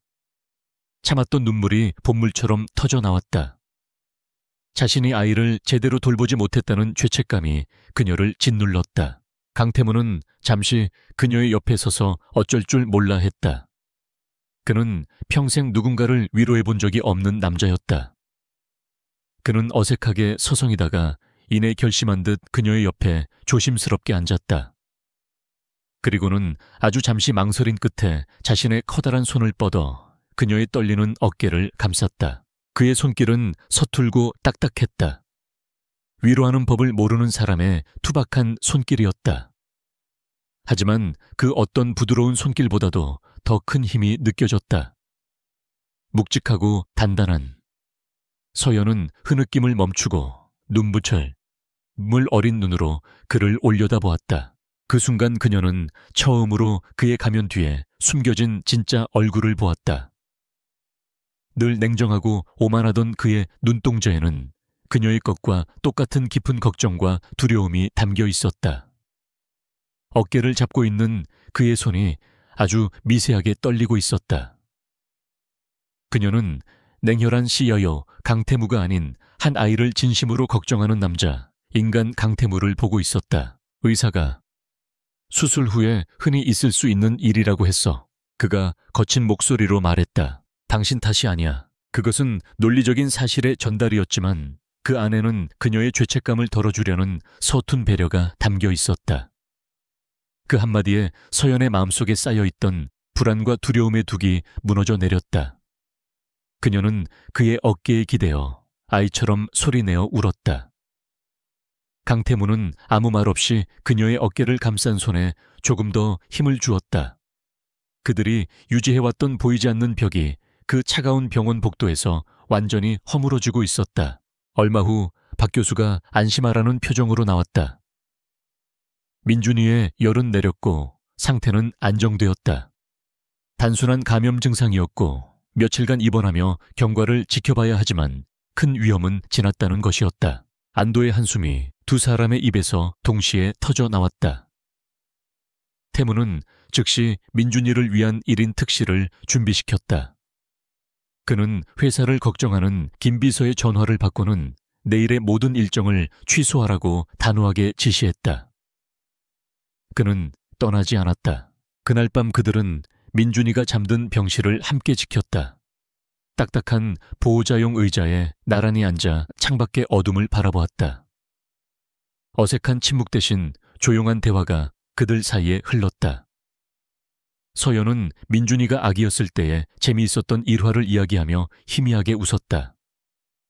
그러자 태무는 뜻밖에도 아주 잠깐 자신의 어린 시절에 대한 기억을 꺼내놓았다. 늘 바쁘셨던 부모님, 그리고 자신을 엄하게만 대하셨던 할아버지. 그의 이야기는 짧고 단편적이었지만 서연은 그의 얼음 같은 가면이 왜 그렇게 두꺼워졌는지 어렴풋이 짐작할 수 있었다. 그들의 대화는 깊지 않았지만 진솔했다. 계약이나 비즈니스가 아닌 지극히 개인적인 이야기들. 두 사람의 마음은 그 고요한 병실에서 아주 조금씩 서로에게 스며들고 있었다. 새벽녘 깜빡 잠이 들었던 서연은 자신도 모르게 옆 사람의 어깨에 머리를 기대고 있었다. 그녀를 잠에서 깨운 것은 자신을 덮어주고 있는 따뜻한 담요의 감촉이었다. 그녀가 고개를 들자 밤새 한숨도 자지 않은 듯. 단 강태무의 깊은 눈과 마주쳤다. 그는 서연이 기대어 잠든 동안 꼼짝도 하지 않고 그 자리를 지키고 있었던 것이다. 깼나? 그의 목소리는 잠겨 있었지만 이상하게도 다정하게 들렸다. 서연은 얼굴이 붉어지며 황급히 몸을 바로 했다. 죄송해요. 저도 모르게. 아니, 그가 그녀의 말을 잘랐다. 그는 창밖으로 동이 터오는 새벽 하늘을 바라보며 나직이 말했다. 괜찮아. 그 순간 아침의 첫 햇살이 병실 창문을 통해 들어와 그의 얼굴을 비추었다. 서연은 보았다. 늘 차갑기만 하던 그의 얼굴에 아주 희미하지만 분명한 부드러운 미소가 그려져 있는 것을. 그의 얼어붙었던 심장이 마침내 녹아내리기 시작한 순간이었다. 병원에서의 하룻밤은 강태무와 이서연 사이의 모든 것을 바꾸어 놓았다. 얼음장 같던 펜트하우스에는 이제 어색한 침묵 대신 편안한 온기가 감돌았다. 강태무는 눈에 띄게 귀가 시간이 빨라졌고 저녁 식탁에서 더 이상 태블릿 PC를 보지 않았다. 그는 민준이의 제잘거림에 귀를 기울였고 가끔은 서연이 들려주는 소소한 일상 이야기에 희미한 미소를 짓기도 했다. 서연 역시 변했다. 그녀는 더 이상 이 집의 이방인이 아니었다. 불안과 위축감 대신 자신감과 평온이 그녀의 얼굴에 자리 잡았다. 그녀는 단순히 보호받는 존재가 아니라 이 얼음성을 따뜻한 보금자리로 바꾸어가는 주체였다. 강태무가 사준 화려한 옷들 대신 그녀는 자신이 편안하게 느끼는 옷을 입고 집안을 가꾸기 시작했다. 그녀의 손길이 닿은 거실에는 생기가 넘치는 화초가 놓였고 서재에는 그녀가 좋아하는 책들이 가지런히 정리되었다. 그녀는 본연의 모습을 되찾아가고 있었고 그 모습은 값비싼 보석보다 훨씬 더 찬란하게 빛났다. 하지만 그들의 평화로운 일상은 오래가지 못했다. 최진석이라는 악몽이 다시 그들의 삶에 그림자를 드리우기 시작했다. 어느 날 저녁 김 비서가 심각한 얼굴로 서재에 있는 강태무에게 보고를 올리고 있었다. 마침 그들에게 차를 내어가던 서연은 문틈으로 새어나오는 대화를 우연히 듣게 되었다. 최진석 상무짓이 확실한 것 같습니다. JX건설의 신도시 개발 부지에서 갑자기 유령 환경 단체가 나타나 시위를 벌이고 있고 지역 언론에서는 근거 없는 악의적인 기사들이 연일 터져 나오고 있습니다. 프로젝트에 차질이 생기기 시작했습니다. 서연의 손에 들린 찻잔이 가늘게 떨렸다. 최진석, 그 악마가 이제는 강태무까지 공격하기 시작한 것이다. 자신과 아들을 구해준 은인이자 이제는 그녀의 마음속에 특별한 존재로 자리 잡기 시작한 남자를. 분노가 온몸의 피를 역류하게 만드는 것 같았다. 더 이상 당하고만 있을 수는 없었다. 숨어서 보호만 받는 약한 존재로 남고 싶지 않았다. 그날 밤 서연은 태무의 서재 문을 두드렸다. 결심을 굳힌 그녀의 눈빛은 그 어느 때보다도 단단했다. 저기 드릴 말씀이 있어요. 태무는 서류에서 눈을 떼고 그녀를 바라보았다. 그의 눈에는 의아함이 담겨 있었다. 최진석 씨가 JX그룹을 공격하고 있다는 이야기 들었어요. 저 때문에 벌어진 일이에요. 제가 해결하고 싶어요. 이서연 씨가, 네. 저는 더 이상 도망치거나 숨지 않을 거예요. 최진석을 무너뜨릴 방법은 어쩌면 제가 가장 잘 알고 있을지도 몰라요. 그녀의 목소리에는 흔들림 없는 의지가 담겨 있었다. 태무는 잠시 그녀를 말없이 바라보았다. 연약해 보이기만 했던 그녀의 내면에 숨겨진 강인함이 촛불처럼 환하게 타오르고 있었다. 그는 그녀를 피해자로만 여겼던 자신의 생각이 틀렸음을 인정해야 했다. 뭘 도와주면 되지. 그는 그녀를 막는 대신 기꺼이 그녀의 칼이 되어주기로 결심했다. 남편의 작업실 기록, 지난 2년간의 국내 주요 미술품 경매 거래 내역, 그리고 최진석 씨가 개인적으로 매입하거나 판매한 모든 미술품 리스트가 필요해요. 그녀의 요구는 막연하지 않고 전문가로서의 날카로움이 번뜩이는 정확하고 구체적인 것이었다. 태무는 희미하게 미소 지었다. 잠들어 있던 사자가 마침내 깨어난 것이다. 그는 즉시 김 비서에게 연락해 그녀가 요구한 모든 자료와 함께 JX그룹의 최고 정보 분석팀을 그녀에게 붙여주라고 지시했다. 그들의 관계는 이제 보호자와 피보호자를 넘어 공동의 적을 상대하는 완벽한 파트너로 발전하고 있었다. 다음 날부터 펜트하우스의 작은 서재는 거대한 전쟁을 준비하는 작전실로 변했다. 수많은 자료들이 스크린을 가득 메웠고 태무가 붙여준 분석팀원들은 서연의 지시에 따라 분주하게 움직였다. 서연은 마치 전성기 시절로 돌아간 듯 놀라운 집중력과 통찰력으로 자료들을 파고들기 시작했다. 가장 먼저 그녀는 봉인되어 있던 남편의 작업실을 찾았다. 먼지 쌓인 작업실에는 여전히 민호의 채취가 남아있는 듯 했다. 서연은 슬픔을 억누르고 그가 남긴 작업 일지와 스케치북 그리고 회계 장부들을 샅샅이 뒤졌다. 그리고 마침내 낡은 작업 일지 속에서 결정적인 단서를 발견했다. 형이 이상하다. 자꾸만 특정 주제의 그림을 그려달라고 한다. 내가 평소에 그리던 스타일도 아닌데. 내가 그린 그림을 S갤러리라는 곳을 통해서만 팔아야 한다고 강요한다. 그림의 구성 안에 이상한 숫자들을 숨겨달라는 기묘한 부탁까지 했다. 마치 암호처럼. 돈 세탁, 설마 형이 그런 짓을 할 리가 없어. 엽소샤, 민호의 고뇌가 담긴 문장이었다. S갤러리. 서연의 눈이 번뜩였다. 그곳은 미술계에서 비자금 조성을 위한 창구로 악명이 높은 곳이었다. 서연은 즉시 분석팀에게 S갤러리의 모든 거래 내역과 최진석의 자금 흐름을 대조 분석하도록 지시했다. 몇 시간의 분석 끝에 거대한 범죄의 윤곽이 드러나기 시작했다. 최진석의 수법은 교묘했다. 그는 먼저 해외에서 값싼 무명 작가의 그림을 사들인다. 그리고 민호와 같은 재능 있는 화가에게 비슷한 스타일의 그림을 그리게 하면서 그 안에 자신들만 아는 코드를 숨기게 한다. 마지막으로 S갤러리는 최진석의 유령 회사를 통해 실제로는 민호가 그린 그림을 보여주면서도 서류상으로는 처음에 사들였던 값싼 그림을 수백 배 부풀려진 가격에 판매하는 것이다. 그 가격의 차액이 바로 검은 돈을 세탁하는 과정이었다. 민호는 자신도 모르는 사이에 형의 거대한 범죄 네트워크의 일부가 되어버렸던 것이다. 남편은 이용당한 거였어요. 서연의 목소리가 떨렸다. 분노와 함께 남편의 고통을 알아주지 못했다는 죄책감이 밀려왔다. 그리고 마침내 마지막 퍼즐 조각이 맞춰졌다. 바로 민호의 마지막 작품, 그 혼돈의 추상화였다. 모두가 이 그림을 미완성이라고 생각했지만 아니었어요. 이건 너무나도 완벽한 완성된 그림이었어요. 서연은 팀원들과 함께 며칠 밤을 새워 그림을 분석했다. 디지털 스캐닝과 적외선 촬영까지 동원되었다. 그리고 그들은 그림 속에 숨겨진 끔찍한 진실을 발견했다.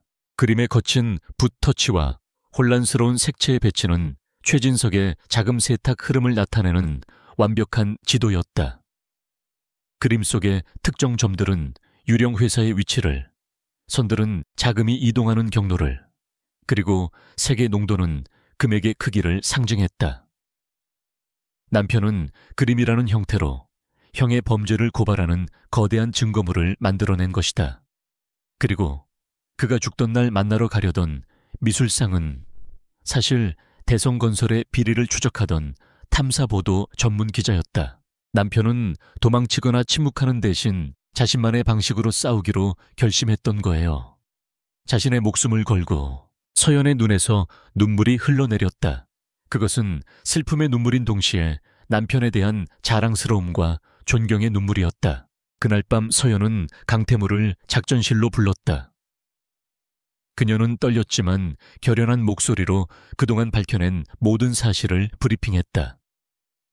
분석팀이 만든 자금 흐름도 민호의 일지, 그리고 마지막으로 거대한 스크린에 띄워진 남편의 그림.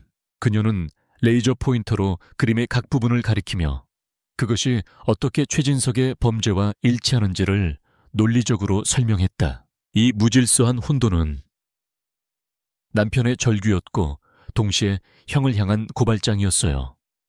그는 그림으로 자신의 살인범을 지목한 겁니다. 브리핑이 끝났을 때 서재 안에는 무거운 침묵이 흘렀다. 강태무는 돌처럼 굳은 얼굴로 스크린을 바라보고 있었다. 하지만 그의 눈은 그 어떤 용암보다도 뜨거운 차가운 분노로 불타고 있었다. 한 천재 화가의 처절한 죽음과 그 뒤에 숨겨진 추악한 진실이 그의 눈앞에 펼쳐져 있었다. 그는 천천히 자리에서 일어나 서연에게로 걸어왔다. 그는 더 이상 그녀를 보호가 필요한 피해자로 보지 않았다. 자신의 지성과 능력으로 남편의 살인사건을 해결해낸 강인하고 현명한 여자. 그의 눈에는 존경심마저 담겨 있었다. 태무는 서연의 바로 앞에 멈춰 섰다. 그리고는 아주 자연스럽게 손을 뻗어 그녀의 얼굴 옆으로 흘러내린 머리카락 한 올을 부드럽게 귀 뒤로 넘겨주었다. 그의 손길은 깃털처럼 가벼웠지만 그 손길이 닿은 피부로부터 시작된 전율이 서연의 온몸으로 퍼져나갔다. 그는 그녀의 눈을 깊이 들여다보며 나직하지만 강철 같은 목소리로 약속했다. 이제 끝났어, 그놈은. 당신 남편에게 저지른 짓, 그리고 당신에게 저지른 짓까지 내가 전부 남김없이 갚아주지. 그의 목소리는 사형 선고와도 같았다. 반격의 서막이 올랐다. 여왕은 마침내 복수를 위한 가장 날카로운 검을 손에 쥐었다. 그리고 그녀의 옆에는 세상에서 가장 든든한 방패가 함께하고 있었다. 남편의 그림에 담긴 진실이 밝혀진 후 펜트하우스의 작은 서재는 거대한 폭풍의 눈이 되었다. 그 중심에는 냉철한 분노를 불태우는 강태무와 슬픔을 넘어선 단단한 결의를 다지는 이서연이 있었다. 그들 사이에는 더 이상 어색함이나 계약관계의 벽이 존재하지 않았다. 공동의 목표를 향해 나아가는 운명 공동체로서의 짙은 유대감만이 감돌았다. 강태무는 한치의 망설임도 없이 총지휘관의 역할을 맡았다. 그의 두뇌는 냉철하고 신속하게 움직였다. 그는 보안회선을 통해 JX그룹의 정보 총괄 책임자와 연결했다. 청사진은 나왔다. 이제부터는 이 설계도를 뒷받침할 물리적 증거를 수집한다. 최진석과 관련된 모든 해외 계좌를 추적하고 자금 흐름을 실시간으로 감시해. 이민호 화가가 만나려 했던 기자가 누구였는지, 그리고 그에게 무슨 일이 일어났는지도 알아내. 24시간 주지. 그의 명령은 군더더기 없이 간결하고 무자비했다. 거대한 JX그룹의 정보력이 오직 최진석 한 사람을 무너뜨리기 위해 총동원되기 시작했다. 서연은 그의 모습을 경외감 어린 눈으로 바라보았다. 기업의 이익이 아닌 오직 자신과 남편의 정의를 위해 거대한 힘을 움직이는 남자의 모습. 그녀는 평생 느껴보지 못했던 강력한 안전함을 느꼈다. 강태무의 팀은 괴물과도 같았다. 하루가 채 지나지 않아 그들은 최진석의 범죄가 단순한 개인 비리를 넘어선 훨씬 더 거대하고 추악한 음모와 연결되어 있다는 사실을 밝혀냈다. 회장님, 최진석이 S갤러리를 통해 세탁한 자금의 최종 목적지는 주가 조작을 위한 작전 세력이었습니다. 김 비서가 가져온 보고 내용은 충격적이었다. 그들은 자금력이 취약한 건설사와 IT 기업들을 목표로 삼아왔습니다. 그리고 그들의 다음 목표는 저희 JX그룹이 인수를 추진 중이던 태산건설이었습니다. 만약 이민호 화가의 제보가 세상에 알려졌다면 최진석의 자금줄이 막히는 것은 물론 태산건설의 주가 조작 시도까지 드러나 JX의 인수 계획에 막대한 차질이 생길 뻔했습니다. 서연은 숨을 삼켰다. 남편의 죽음은 단순한 입막음용 살인이 아니었다. 그는 거대한 기업 사기극의 심장부를 건드렸던 것이다. 최진석은 자신의 탐욕뿐만 아니라 JX그룹의 발목을 잡으려는 더 큰 세력의 하수인이었을지도 몰랐다. 민호가 만나려던 기자 역시 민호가 사망한 지 일주일 뒤에 강도살인으로 위장된 죽음을 맞았다는 사실도 함께 밝혀졌다. 모든 것이 연결되어 있었다. 거대한 악의 고리가 그들의 목을 조여오고 있었다. 사건의 판은 이제 개인적인 복수를 넘어 JX그룹의 명운이 걸린 기업 전쟁으로 번져나가고 있었다. 그날 밤 펜트하우스의 발코니에는 무거운 침묵이 흘렀다. 거대한 진실의 무게에 짓눌려 서연과 태무는 아무 말 없이 도시의 야경을 내려다보았다. 수많은 불빛들이 아득하게 느껴졌다. 서연은 한참의 망설임 끝에 용기를 내어내 오랫동안 마음속에 품어왔던 질문을 꺼냈다. 왜 저를 위해 이렇게까지 하시는 건가요? 이건 이미 저희의 계약 조건을 훨씬 넘어선 일이잖아요. 강태무는 대답 대신 한참 동안 먼 곳을 응시했다. 그의 눈빛이 복잡하게 흔들렸다. 도시의 불빛이 그의 얼굴에 깊은 그림자를 만들었다. 마침내 그가 아주 낮은 목소리로 입을 열었다. 그것은 서연이 단 한 번도 들어본 적 없는 그의 가장 깊은 상처에 대한 이야기였다. 나도 당신 남편처럼 믿었던 사람에게 모든 것을 빼앗겨 본 적이 있어. 그의 목소리는 건조했지만 그 안에는 지워지지 않는 깊은 고통이 배어 있었다. 지금보다 훨씬 어리고 세상을 몰랐을 때였지. 처음으로 내 모든 것을 걸고 시작한 사업이었어. 가장 친한 친구라고 믿었던 놈과 함께. 그는 마치 먼 과거를 회상하듯 허공을 바라보았다. 그놈은 네이저돌의 뒤통수를 쳤어. 기술과 자금을 전부 빼돌려 경쟁사에 팔아넘겼지.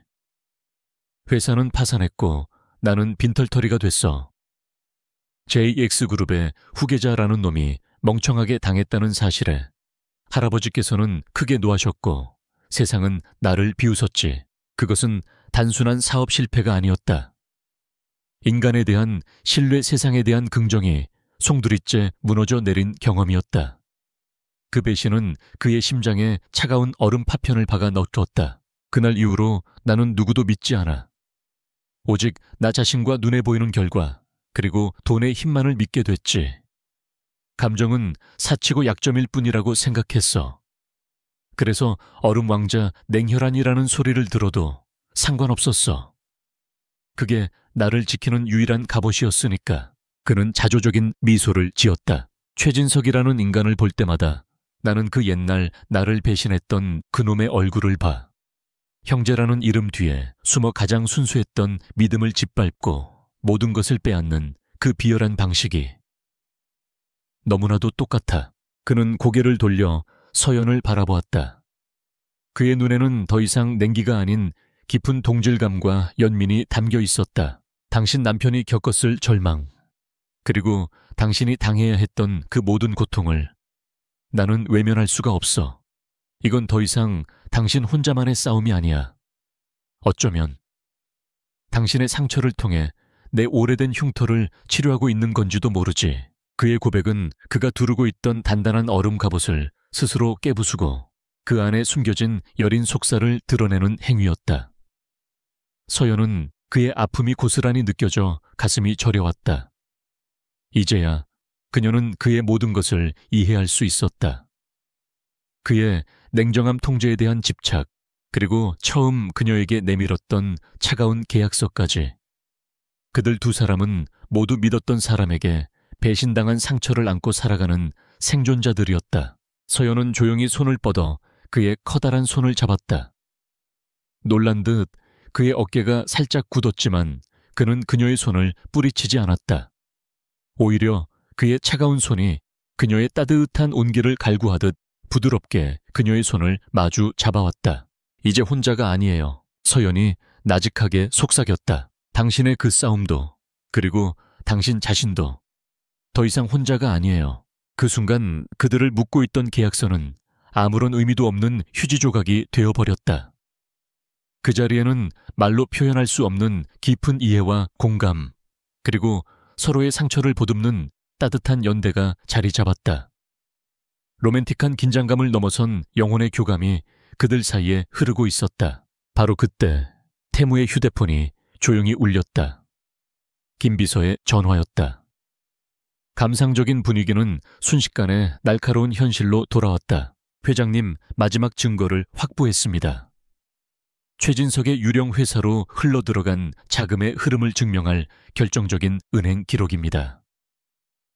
그리고 이민호 화가가 만나려던 기자가 죽기 전 동료에게 남긴 데이터 드라이브도 손에 넣었습니다. 최진석의 모든 것이 담겨 있습니다. 심판의 시간이 다가왔다. 공교롭게도 사흘 뒤는 최진석이 피 묻은 돈으로 세운 새로운 갤러리에 그랜드 오프닝 파티가 열리는 날이었다. 수많은 정재계 인사들과 언론이 모이는 그의 성공을 과시하기 위한 가장 화려한 무대. 그것은 그의 추악한 제국을 공개적으로 처형하기에 가장 완벽한 장소이기도 했다. 강태무는 통화를 끊고 서연을 바라보았다.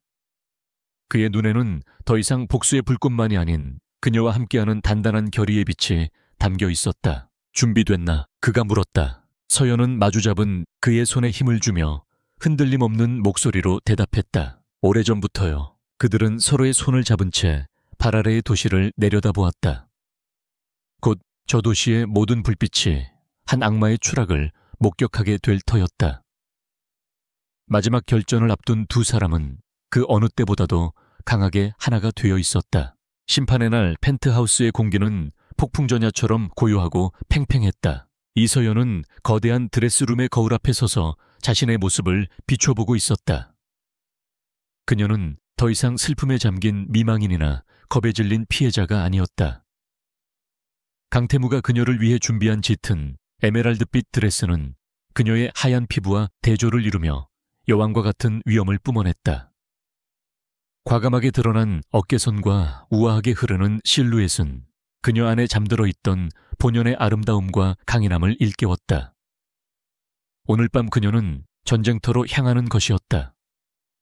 그리고 그에 걸맞은 갑옷을 입고 있었다. 준비됐나? 어느새 그녀의 등 뒤로 다가온 강태무가 나직하게 물었다. 완벽한 턱시도를 차려입은 그의 모습은 그 자체로 하나의 날카로운 무기 같았다. 그는 거울에 비친 서연의 모습에서 한동안 눈을 떼지 못했다. 그가 경매장에서 발견했던 것은 진흙 속에 파묻힌 보석이었다. 이제 그 보석은 마침내 제 빛을 발하고 있었다. 그는 작은 보석 상자를 열어 심플하지만 영롱하게 빛나는 다이아몬드 목걸이를 꺼냈다. 이건 소유의 증표가 아니야. 파트너로서의 증표지. 그는 그녀의 등 뒤에서 목걸이를 직접 채워주었다. 그의 차가운 손가락이 그녀의 목덜미에 스치는 순간 서연은 짜릿한 전율을 느꼈다. 그것은 마지막 갑옷 조각이 맞춰지는 듯한 완벽한 일체감이었다. 오늘 밤 당신은 내 계약 아내가 아니야. 그가 거울 속의 그녀와 눈을 맞추며 말했다. 당신은 이서연이야. 그의 말은 그녀의 마지막 남은 불안감을 모두 씻어내는 주문과도 같았다. 그때 오 집사의 손을 잡고 방으로 들어온 민준이가 서연의 다리를 꼭 껴안았다. 엄마 공주님 같아요. 꼭 이기고 와. 아이의 천진한 응원은 그녀가 오늘 밤 싸워야 하는 이유를 다시 한번 각인시켜 주었다. 서연은 아이의 이마에 입을 맞추고 결연한 표정으로 자리에서 일어났다. 최진석의 야심작 갤러리석 썩유의 오프닝 파티는 그야말로 화려함의 극치였다. 대한민국의 내로라 하는 정재계 인사들과 문화계 인사들, 그리고 그들의 위선을 담아내기 위해 모여든 기자들로 발 디딜 틈이 없었다. 샴페인잔이 부딪히는 소리, 사람들의 가식적인 웃음소리, 그리고 클래식 선율이 뒤섞여 혼란스러운 교향곡을 만들어내고 있었다. 그 중심에는 오늘 밤의 주인공 최진석이 있었다. 그는 성공에 도취된 승리자처럼 거물들 사이를 오가며 특유의 비열한 미소를 흘리고 다녔다. 모든 것이 그의 발 아래 있는 듯했다. 바로 그때 갤러리의 육중한 문이 열리고 강태무와 이서연이 모습을 드러냈다. 순간 파티장의 모든 소음이 거짓말처럼 멎었다. 사람들의 시선이 모두 그들에게로 향했다. 대한민국에서 가장 강력한 남자 중 한 명인 JX그룹의 회장 강태무, 그리고 그의 옆에서 그의 조금도 밀리지 않는 아우라를 뿜어내는 미스터리한 미모의 여인. 두 사람의 등장은 그 자체로 하나의 거대한 사건이었다. 정신을 차린 기자들의 카메라 플래시가 미친 듯이 터져나왔다. 최진석의 얼굴에서 미소가 사라졌다. 그는 자신의 가장 화려한 무대에 가장 보고 싶지 않은 두 사람이 나타났다는 사실에 경악했다. 특히 강태무의 팔짱을 낀 채 조금의 위축됨도 없이 당당하게 자신을 향해 걸어오는 이서연의 모습은 그의 질투심과 분노에 불을 질렀다. 짓밟아도 다시 일어서는 잡초 같은 혐오스러운 여자. 그는 간신히 표정을 관리하며 독이 든 미소를 머금고 그들에게 다가갔다. 이런 강 회장님께서 여기까지 행차하실 줄은 몰랐습니다. 그리고 재수 씨까지 이런 높은 물에서 노시는 줄은 몰랐는데 그의 목소리에는 노골적인 조롱과 경멸이 담겨 있었다. 강태무는 차가운 미소로 응수했다. 최 상무님의 컬렉션을 축하해 드리러 왔습니다. 아주 독특한 기반 위에 세워졌다고 들었습니다. 그의 말 속에 숨겨진 칼날을 알아챈 최진석의 눈썹이 꿈틀했다.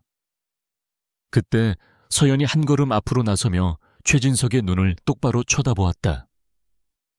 그녀의 눈에는 더 이상 두려움이 없었다. 제 남편의 유산을 보러 왔어요, 아주버님. 그 가치가 제대로 존중받고 있는지 확인해야 하니까요. 흔들림 없는 그녀의 차가운 목소리는 그 어떤 고함보다도 최진석의 간담을 서늘하게 만들었다. 파티의 하이라이트는 최진석의 연설과 함께 갤러리의 중심을 장식할 메인 작품을 공개하는 순서였다. 최진석은 의기양양하게 단상에 올라 예술과 열정, 그리고 자신의 성공에 대한 허영 가득한 연설을 늘어놓기 시작했다.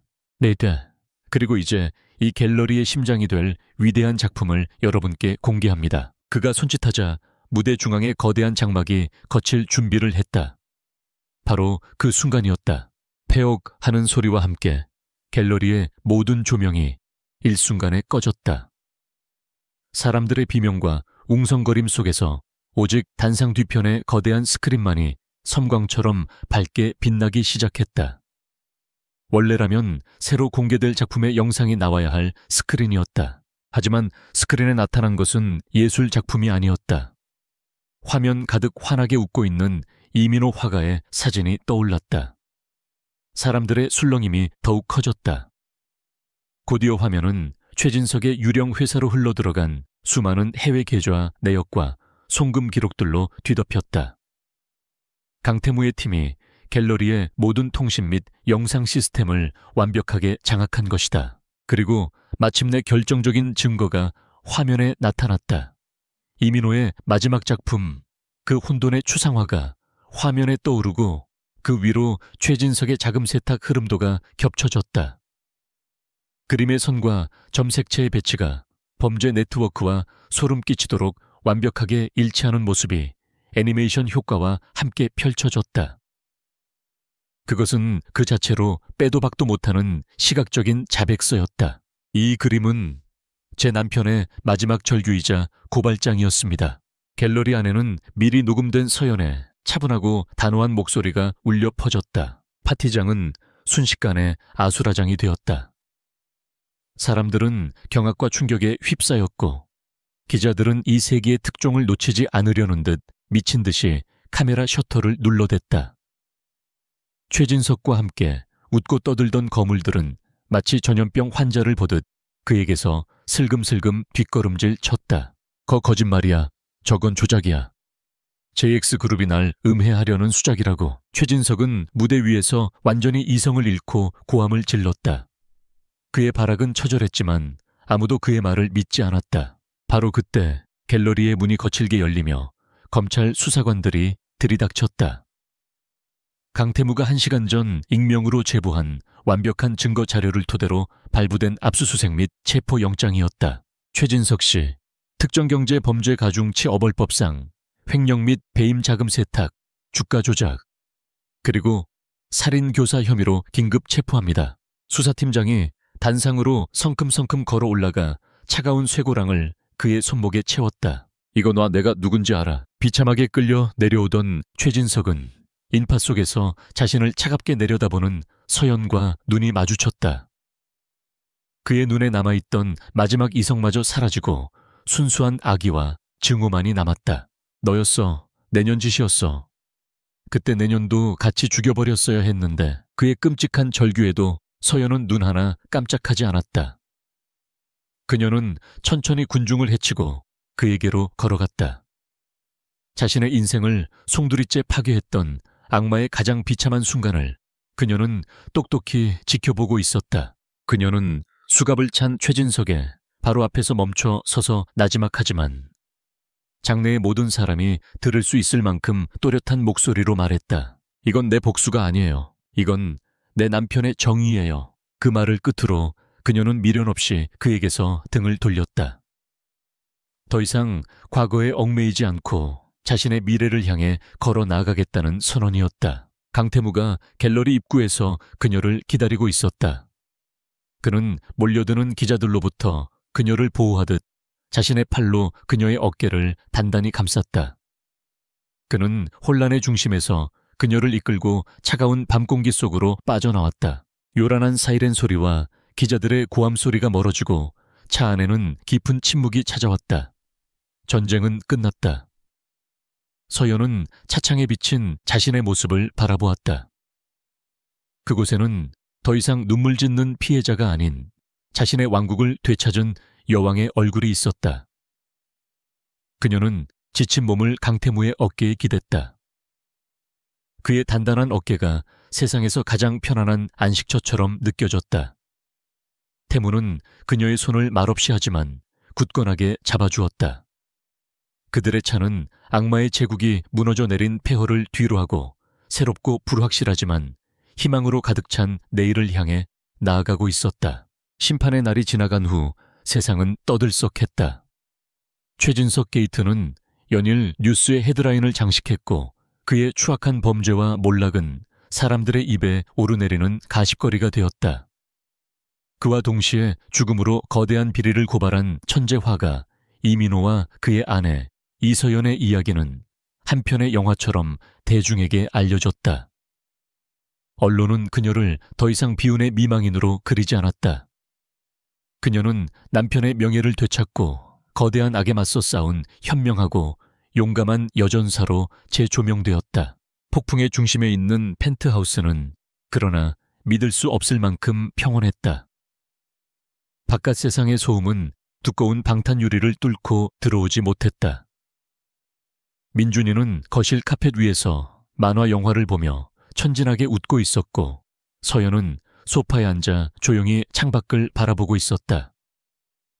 모든 것이 끝났다는 안도감 남편에 대한 애틋한 그리움, 그리고 마침내 모든 것을 제자리로 돌려놓았다는 충만감이 그녀의 마음속을 교차했다. 강태무는 회사에 나가지 않았다. 그는 서연의 곁을 지켰다. 아무 말 없이 그녀에게 따뜻한 차를 건네고 신문을 보는 척하며 그녀의 표정을 살폈다. 그의 존재만으로도 서연은 세상의 모든 비바람으로부터 안전하게 보호받고 있음을 느꼈다. 몇 주가 흘렀다. 최진석은 재판에서 무기징역을 선고받았고 그의 모든 재산은 동결되었다. 서연을 억압하던 가짜 빚은 법적으로 완벽하게 무효 처리되었다. 정말로 모든 것이 끝났다. 그리고 그들에게는 단 하나의 일이 남아 있었다. 바로 그들을 묶어주었던 계약의 처리였다. 1년이라는 계약 기간은 아직 끝나지 않았지만 그 계약의 목적은 이미 소멸된 지 오래였다. 그날 오후 강태무는 서연을 자신의 서재로 불렀다. 처음 그녀에게 계약 결혼을 제안했던 바로 그 장소였다. 3장의 계약서가 놓여있던 차가운 유리 테이블 위에는 이제 다른 두 종류의 서류가 놓여 있었다. 분위기는 그때와 완전히 달랐다. 차가운 비즈니스적 긴장감 대신 부드럽지만 어색한 침묵이 그들 사이에 흘렀다. 태무는 서연을 맞은편 의자에 앉혔다. 그의 표정은 그 어느 때보다도 진지했고 어딘지 모르게 불안해 보이기까지 했다. 그는 테이블 위에 있던 서류 중 하나, 그들의 계약서를 그녀의 앞으로 밀었다. 그리고 그 옆에 이미 자신의 서명이 끝난 이혼 합의서와 계약서에 명시되었던 거액의 정착 지원금이 입금된 통장을 함께 놓았다. 모든 게 끝났어. 그가 어렵게 입을 열었다. 당신에게 약속했던 자유야. 이제 당신과 민준이는 자유롭게 새로운 삶을 시작할 수 있어. 이 돈이면 다시는 어떤 어려움도 겪지 않고 살 수 있을 거야. 그의 말은 진심이었다. 그는 그녀를 소유하거나 가두려 하지 않았다. 비록 그것이 그녀를 잃는 것을 의미하더라도 그는 그녀를 한 명의 동등한 인격체로서 존중하고 그녀에게 선택권을 주려 했다. 그의 사랑은 소유가 아닌 존중의 형태를 하고 있었다. 이것이 그가 할 수 있는 최선의 그리고 가장 진실된 고백이었다. 서연은 자신의 앞에 놓인 이혼 합의서와 통장, 그리고 강태무의 얼굴을 번갈아 바라보았다. 그녀의 머릿속에 지난 몇 달간의 시간들이 주마등처럼 스쳐 지나갔다. 돈에 팔려 이 집에 처음 들어왔던 절망의 순간, 민준이의 수술을 앞두고 함께 밤을 새웠던 병실에서의 하룻밤, 남편의 진실을 파헤치기 위해 함께 작전을 짜던 순간들, 그리고 마침내 모든 것을 끝낸 그날 밤 그의 어깨에 기댔던 온기까지. 그녀는 이 집에서, 이 남자 곁에서 지옥과 천국을 모두 맛보았다. 그리고 깨달았다. 자유란 무엇인가? 이 집을 떠나는 것이 진정한 자유일까? 자신을 이해해주고 함께 싸워주고 자신의 상처를 보듬어준 이 남자를 떠나는 것이, 그녀의 마음은 이미 답을 알고 있었다. 서연은 조용히 하지만 단호한 손길로 이혼 합의서와 통장을 다시 그의 앞으로 밀어냈다. 태무의 눈이 충격으로 흔들렸다. 그는 그녀가 당연히 떠날 것이라고, 어쩌면 그것이 그녀에게 가장 좋은 길이라고 스스로를 납득시키고 있었다. 내 자리 말이에요. 서연이 부드럽지만 흔들림 없는 목소리로 말했다. 어딘가 다른 곳에 있는 게 아니에요. 바로 여기에요. 그 한마디에 강태무의 세상이 멈췄다. 그는 그녀의 눈을 들여다보았다. 그 안에는 동정이나 의무감이 아닌 진실하고 깊은 사랑이 담겨 있었다. 그녀를 잃을지도 모른다는 두려움, 그리고 그녀가 자신을 선택했다는 벅찬 환희가 그의 단단했던 이성의 둑을 한꺼번에 무너뜨렸다. 하지만 계약은, 그가 바보처럼 더듬거렸다. 새로운 계약을 하죠. 서연이 장난기 어린 미소를 지으며 그의 말을 잘랐다. 기간은 영원, 조항도 조건도 없는, 오직 우리 두 사람만 있는 계약. 그 순간 강태무는 마침내 자신의 모든 것을 내던졌다. 그는 자리에서 일어나 서연에게 다가가 그녀를 자신의 품에 가득 안았다. 사랑의 이서연. 그의 목소리는 격한 감정에 잠겨 있었다. 돈으로 산 아내가 아니라, 계약의 상대가 아니라, 내 텅 빈 세상에 빛을 가져다준 여자로. 얼어붙었던 내 심장을 다시 뛰게 만든 유일한 사람으로. 당신을 사랑해. 그는 그녀의 얼굴을 부드럽게 감싸고 그녀의 입술에 입을 맞췄다. 그것은 그들의 첫 번째, 진짜 입맞춤이었다. 열정적이기보다는 한없이 다정하고 부드러운 그들이 함께 겪어온 모든 시간을 위로하는 듯한 입맞춤이었다. 상처 입은 두 영혼이 마침내 서로를 만나 하나가 되는 완전한 치유의 순간이었다. 1년 후 펜트하우스의 거실은 이전의 차가운 모습은 온데간데 없이 따뜻한 햇살과 생기 넘치는 웃음소리로 가득했다. 모노톤의 가구들 사이에는 알록달록한 아이의 장난감과 서연이 가꾼 화사한 꽃들이 자리를 잡고 있었다. 완전히 건강을 되찾은 민준이는 하얀 강아지를 쫓아 거실을 뛰어다니고 있었다. 서연은 소파에 앉아 그 모습을 흐뭇하게 바라보며 서류를 검토하고 있었다. 그녀는 남편 이민호의 이름으로 재능은 있지만 형편이 어려운 젊은 화가들을 후원하는 민호재단을 설립했다. 그녀는 이제 단순히 JX그룹의 안주인이 아니었다. 자신의 능력으로 세상에 선한 영향력을 펼치는 자기 인생의 완벽한 주인이자 여왕이었다. 다녀왔어. 저녁이 되자 강태무가 현관문을 열고 들어섰다. 그의 얼굴에서는 더 이상 얼음 왕자의 냉기를 찾아볼 수 없었다.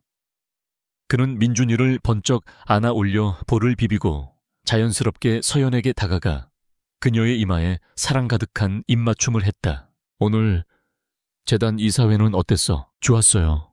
당신이 지원해준 덕분에 새로운 작가들을 많이 발굴했어요. 당신이 잘한 거지. 그들은 이제 세상에서 가장 평범하고 동시에 가장 특별한 가족의 모습을 하고 있었다.